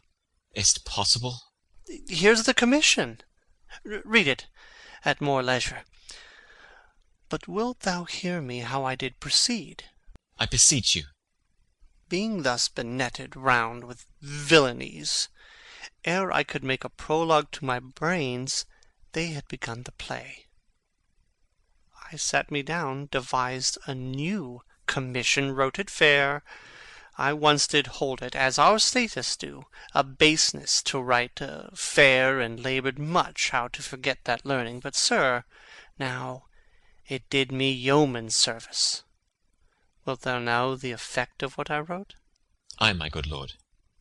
An earnest conjuration from the king, as England was his faithful tributary, as love between them like the palm might flourish, as peace should stiff her wheaten garland wear, and stand a comma atween their amities, and many such like asses of great charge, that on the view and knowing of these contents, without abatement further, more or less, he should the bearers put to sudden death, no shriving time allowed. How is this sealed? Why, even in that was heaven ordinant. I had my father's signet in my purse, which was the model of that Danish seal. Folded the writ up in the form of the other, scribed it, gave it the impression, placed it safely, the changeling never known. Now, the next day was our sea fight, and what to this was sequenced, thou knowst already. So Guildenstern and Rosencrantz go to it. Ay, man, they did make love to this employment. They are not near my conscience. Their defeat does by their own insinuation grow. 'Tis dangerous when the baser nature comes between the pass and fell incensed points of mighty opposites. Why, what a king is this? Does it not, thinks thee, stand me now upon? He that hath killed my king and whored my mother, popped in between the election and my hopes, thrown out his angle for my proper life, and with such cozenage, is not the perfect conscience to quit him with this arm? And is not to be damned to let this canker of our nature come in further evil? It must be shortly known to him from England what is the issue of the business there. It will be short. The interim is mine, and a man's life no more than to say one. But I am very sorry, good Horatio, that to Laertes I forgot myself. For by the image of my cause I see the portraiture of his. I'll court his favours, but sure the bravery of his grief did put me into a towering passion. Peace! Who comes here? Enter Osric. Your lordship is right welcome back to Denmark. I humbly thank you, sir. Dost know this waterfly? No, my good lord. Thy state is the more gracious, for 'tis a vice to know him. He hath much land and fertile. Let a beast be lord of beasts, and his crib shall stand at the king's mess. 'Tis a show, but, as I say, spacious in the possession of dirt. Sweet lord, if your lordship were at leisure, I should impart a thing to you from his majesty. I will receive it, sir, with all diligence of spirit. Put your bonnet to his right use, 'tis for the head. I thank your lordship. It is very hot. No, believe me, 'tis very cold, the wind is northerly. It is indifferent cold, my lord, indeed. But yet methinks it is very sultry and hot for my complexion. Exceedingly, my lord. It is very sultry, as it were. I cannot tell how. But, my lord, his majesty bade me signify to you that he has laid a great wager on your head. Sir, this is the matter. I beseech you, remember... Hamlet moves him to put on his hat. Nay, good my lord, for mine ease, in good faith. Sir, here is newly come to court Laertes, believe me, an absolute gentleman, full of most excellent differences, of very soft society, and great showing. Indeed, to speak feelingly of him, he is the card or calendar of gentry, for you shall find in him the continent of what part a gentleman would see. Sir, his definement suffers no perdition in you, though, I know, to divide him inventorially would dizzy the arithmetic of memory, and yet by yaw neither, in respect of his quick sale. But in the verity of extolment I take him to be a soul of great article, and his infusion of such dearth and rareness as, to make true diction of him, his semblance is his mirror, and who else would trace him his umbrage, nothing more. Your lordship speaks most infallibly of him. The concernacy, sir, why do we wrap the gentleman in our more rawer breath? Sir? It's not possible to understand in another tongue. You will do it, sir, really. What imports the nomination of this gentleman? Of Laertes. His purse is empty already. All's golden words are spent. Of him, sir. I know you are not ignorant. I would you did, sir, yet in faith if you did, it would not much approve me. Well, sir? You are not ignorant of what excellence Laertes is. I dare not confess that, lest I should compare with him in excellence, but to know a man well were to know himself. I mean, sir, for his weapon, but in the imputation laid on him by them, in his meed he's unfellowed. What's his weapon? Rapier and dagger. That's two of his weapons, but, well... The king, sir, hath wagered with him 6 Barbary horses, against the which he has imponed, as I take it, 6 French rapiers and poniards with their assigns, as girdles, hangers, and so. 3 of the carriages, in faith, are very dear to fancy, very responsive to the hilts, most delicate carriages, and of very liberal conceit. What call you the carriages? I knew you must be edified by the margin ere you had done. The carriages, sir, are the hangers. The phrase would be more germane to the matter. If he could carry cannon by our sides, I would it might be hangers till then. But on, 6 Barbary horses against 6 French swords, their assigns, and 3 liberal conceited carriages. That's the French bet against the Danish. Why is this imponed, as you call it? The king, sir, hath laid that in a dozen passes between yourself and him he shall not exceed you 3 hits. He hath laid on 12 for 9, and it would come to immediate trial if your lordship would vouchsafe the answer. How if I answer no? I mean, my lord, the opposition of your person in trial. Sir, I will walk here in the hall. If it please his majesty, 'tis the breathing time of day with me. Let the foils be brought, the gentleman willing, and the king hold his purpose. I will win for him, and I can. If not, I will gain nothing but my shame and the odd hits. Shall I redeliver you in so? To this effect, sir, after what flourish your nature will. I commend my duty to your lordship. Yours, yours. Exit Osric. He does well to commend it himself. There are no tongues else for his turn. This lapwing runs away with the shell on his head. He did comply with his dug before he sucked it. Thus has he, and many more of the same bevy that I know the dressy age dotes on, only got the tune of the time and outward habit of encounter. A kind of yesty collection, which carries them through and through the most fond and winnowed opinions, and do but blow them to their trial. Their bubbles are out. Enter a lord. My lord, his majesty commended him to you by young Osric, who brings back to him that you attend him in the hall. He sends to know if your pleasure hold to play with Laertes, or that you will take longer time. I am constant to my purpose. They follow the king's pleasure. If his fitness speaks, mine is ready, now or whensoever, provided I be so able as now. The king and queen and all are coming down. In happy time.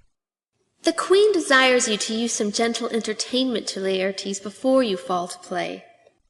She well instructs me. Exit lord. You will lose this wager, my lord. I do not think so. Since he went into France, I have been in continual practice. I shall win at the odds. But thou wouldst not think how ill all's here about my heart. But it is no matter. Nay, good my lord. It is but foolery. But it is such a kind of gain-giving as would perhaps trouble a woman. If your mind dislike anything, obey it. I will forestall their repair hither, and say you are not fit. Not a whit. We defy augury. There's a special providence in the fall of a sparrow. If it be now, 'tis not to come. If it be not come, it will be now. If it be not now, yet it will come. The readiness is all. Since no man has aught of what he leaves, what is't to leave betimes? Enter King Claudius, Queen Gertrude, Laertes, lords, Osric, and attendants with foils, etc. Come, Hamlet, come and take this hand from me. King Claudius puts Laertes' hand into Hamlet's. Give me your pardon, sir. I've done you wrong, but pardoned, as you are a gentleman the presence knows. And you must needs have heard how I am punished with sore distraction. What I have done, that might your nature, honour, and exception roughly awake, I here proclaim was madness. Was't Hamlet wronged Laertes? Never, Hamlet. If Hamlet from himself be ta'en away, and when he's not himself does wrong Laertes, then Hamlet does it not. Hamlet denies it. Who does it then? 'Tis madness. If it be so, Hamlet is of the faction that is wronged. His madness is poor Hamlet's enemy. Sir, in this audience, let my disclaiming from a purposed evil free me so far in your most generous thoughts, that I have shot mine arrow o'er the house, and hurt my brother. I am satisfied in nature, whose motive, in this case, should stir me most to my revenge. But in my terms of honour I stand aloof, and will no reconcilement, till by some elder masters of known honour I have a voice and precedent of peace, to keep my name ungored. But till that time I do receive your offered love like love, and will not wrong it. I embrace it freely, and will this brother's wager frankly play. Give us the foils. Come on. Come, one for me. I'll be your foil, Laertes.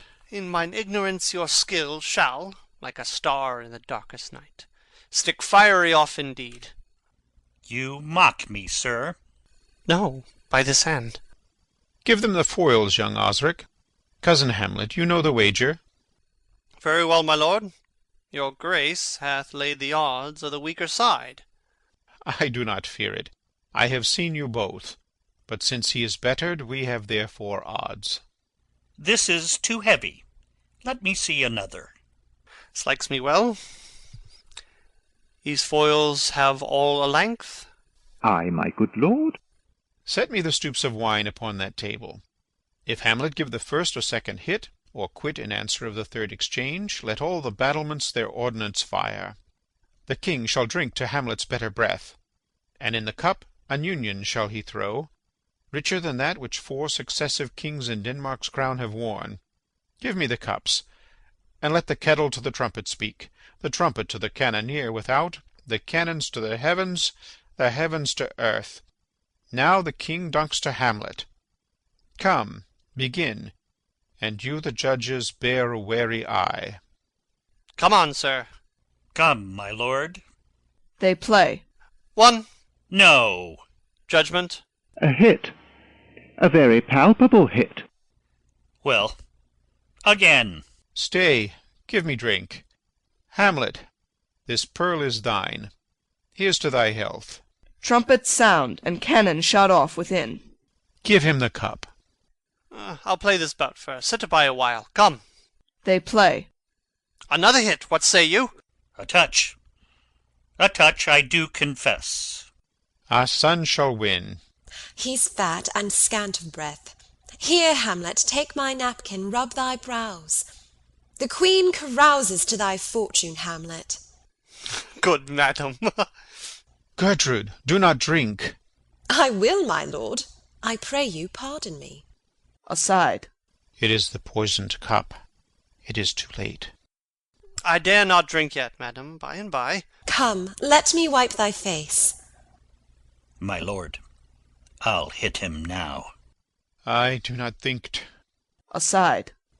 And yet 'tis almost against my conscience. Come, for the third. Laertes, you do but dally. I pray you pass with your best violence. I am afeard you make a wanton of me. Say you so? Come, on. They play. Nothing neither way. Have at you now. Laertes wounds Hamlet. Then in scuffling they change rapiers, and Hamlet wounds Laertes. Part them, they are incensed. Nay, come again. Queen Gertrude falls. Look to the queen there, ho! They bleed on both sides. How is't, my lord? How is't, Laertes? Why, as a woodcock to mine own sprenge, Osric. I am justly killed with mine own treachery. How does the queen? She swoons to see them bleed. No, no. The drink, the drink. Oh, my dear Hamlet. The drink, the drink. I am poisoned. Dies. Oh, villainy! Oh! Let the door be locked! Treachery! Seek it out! It is here, Hamlet. Thou art slain. No medicine in the world can do thee good. In thee there is not half an hour of life. The treacherous instrument is in thy hand, unbaited and envenomed. Foul practice has turned itself on me. Lo, here I lie, never to rise again. Thy mother's poisoned. I can no more. The king's to blame. The point? Envenomed too? Then venom to thy work! Stabs King Claudius. Treason! Treason! Treason! Oh, yet defend me, friends, I am but hurt. Here, thou incestuous, murderous, damned Dane, drink off this potion. Is thy union here? Follow my mother. King Claudius dies. He is justly served. It is a poison tempered by himself. Exchange forgiveness with me, noble Hamlet. Mine and my father's death come not upon thee,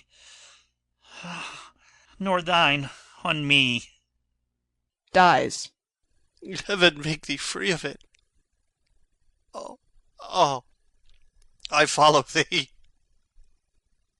I am dead, Horatio. Oh, wretched queen, adieu. You that look pale and tremble at this chance, that are but mutes or audience to this act, had I but time. Oh, as this fell Sergeant Death is strict in his arrest. Oh, I could tell you. I'd let it be. Horatio, I'm dead. Thou livest. Report me and my cause aright to the unsatisfied. Never believe it. I am more an antique Roman than a Dane. Here's yet some liquor left. As thou art man, give me the cup. Let go, by heaven, I'll have it. Oh, good Horatio, what a wounded name. Things standing thus unknown shall live behind me. If thou didst ever hold me in thy heart, absent thee from felicity a while, and in this harsh world draw thy breath in pain to tell my story. March afar off, and shot within. What warlike noise is this? Young Fortinbras, with conquest come from Poland, to the ambassadors of England gives this warlike volley. Oh, I die, Horatio. This potent poison quite outgrows my spirit. I cannot live to hear the news from England, but I do prophesy the election lights on Fortinbras. He has my dying voice, so tell him. With the occurrence, more and less, which have solicited, the rest is silence. Dies. Now cracks a noble heart. Good night, sweet prince, and flights of angels sing thee to thy rest. Why does the drum come hither? March within. Enter Fortinbras, the English ambassadors, and others. Where is this sight? What is it you would see?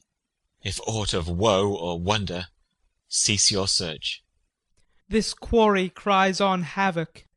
Oh, proud death, what feast is toward in thine eternal cell, that thou so many princes at a shot so bloodily hast struck? The sight is dismal, and our affairs from England come too late. The ears are senseless that should give us hearing. To tell him his commandment is fulfilled, that Rosencrantz and Guildenstern are dead, where should we have our thanks? Not from his mouth, had it the ability of life to thank you. He never gave commandment for their death. But since, so jump upon this bloody question, you from the Polack wars, and you from England, are here arrived, give order that these bodies, high on a stage, be placed to the view.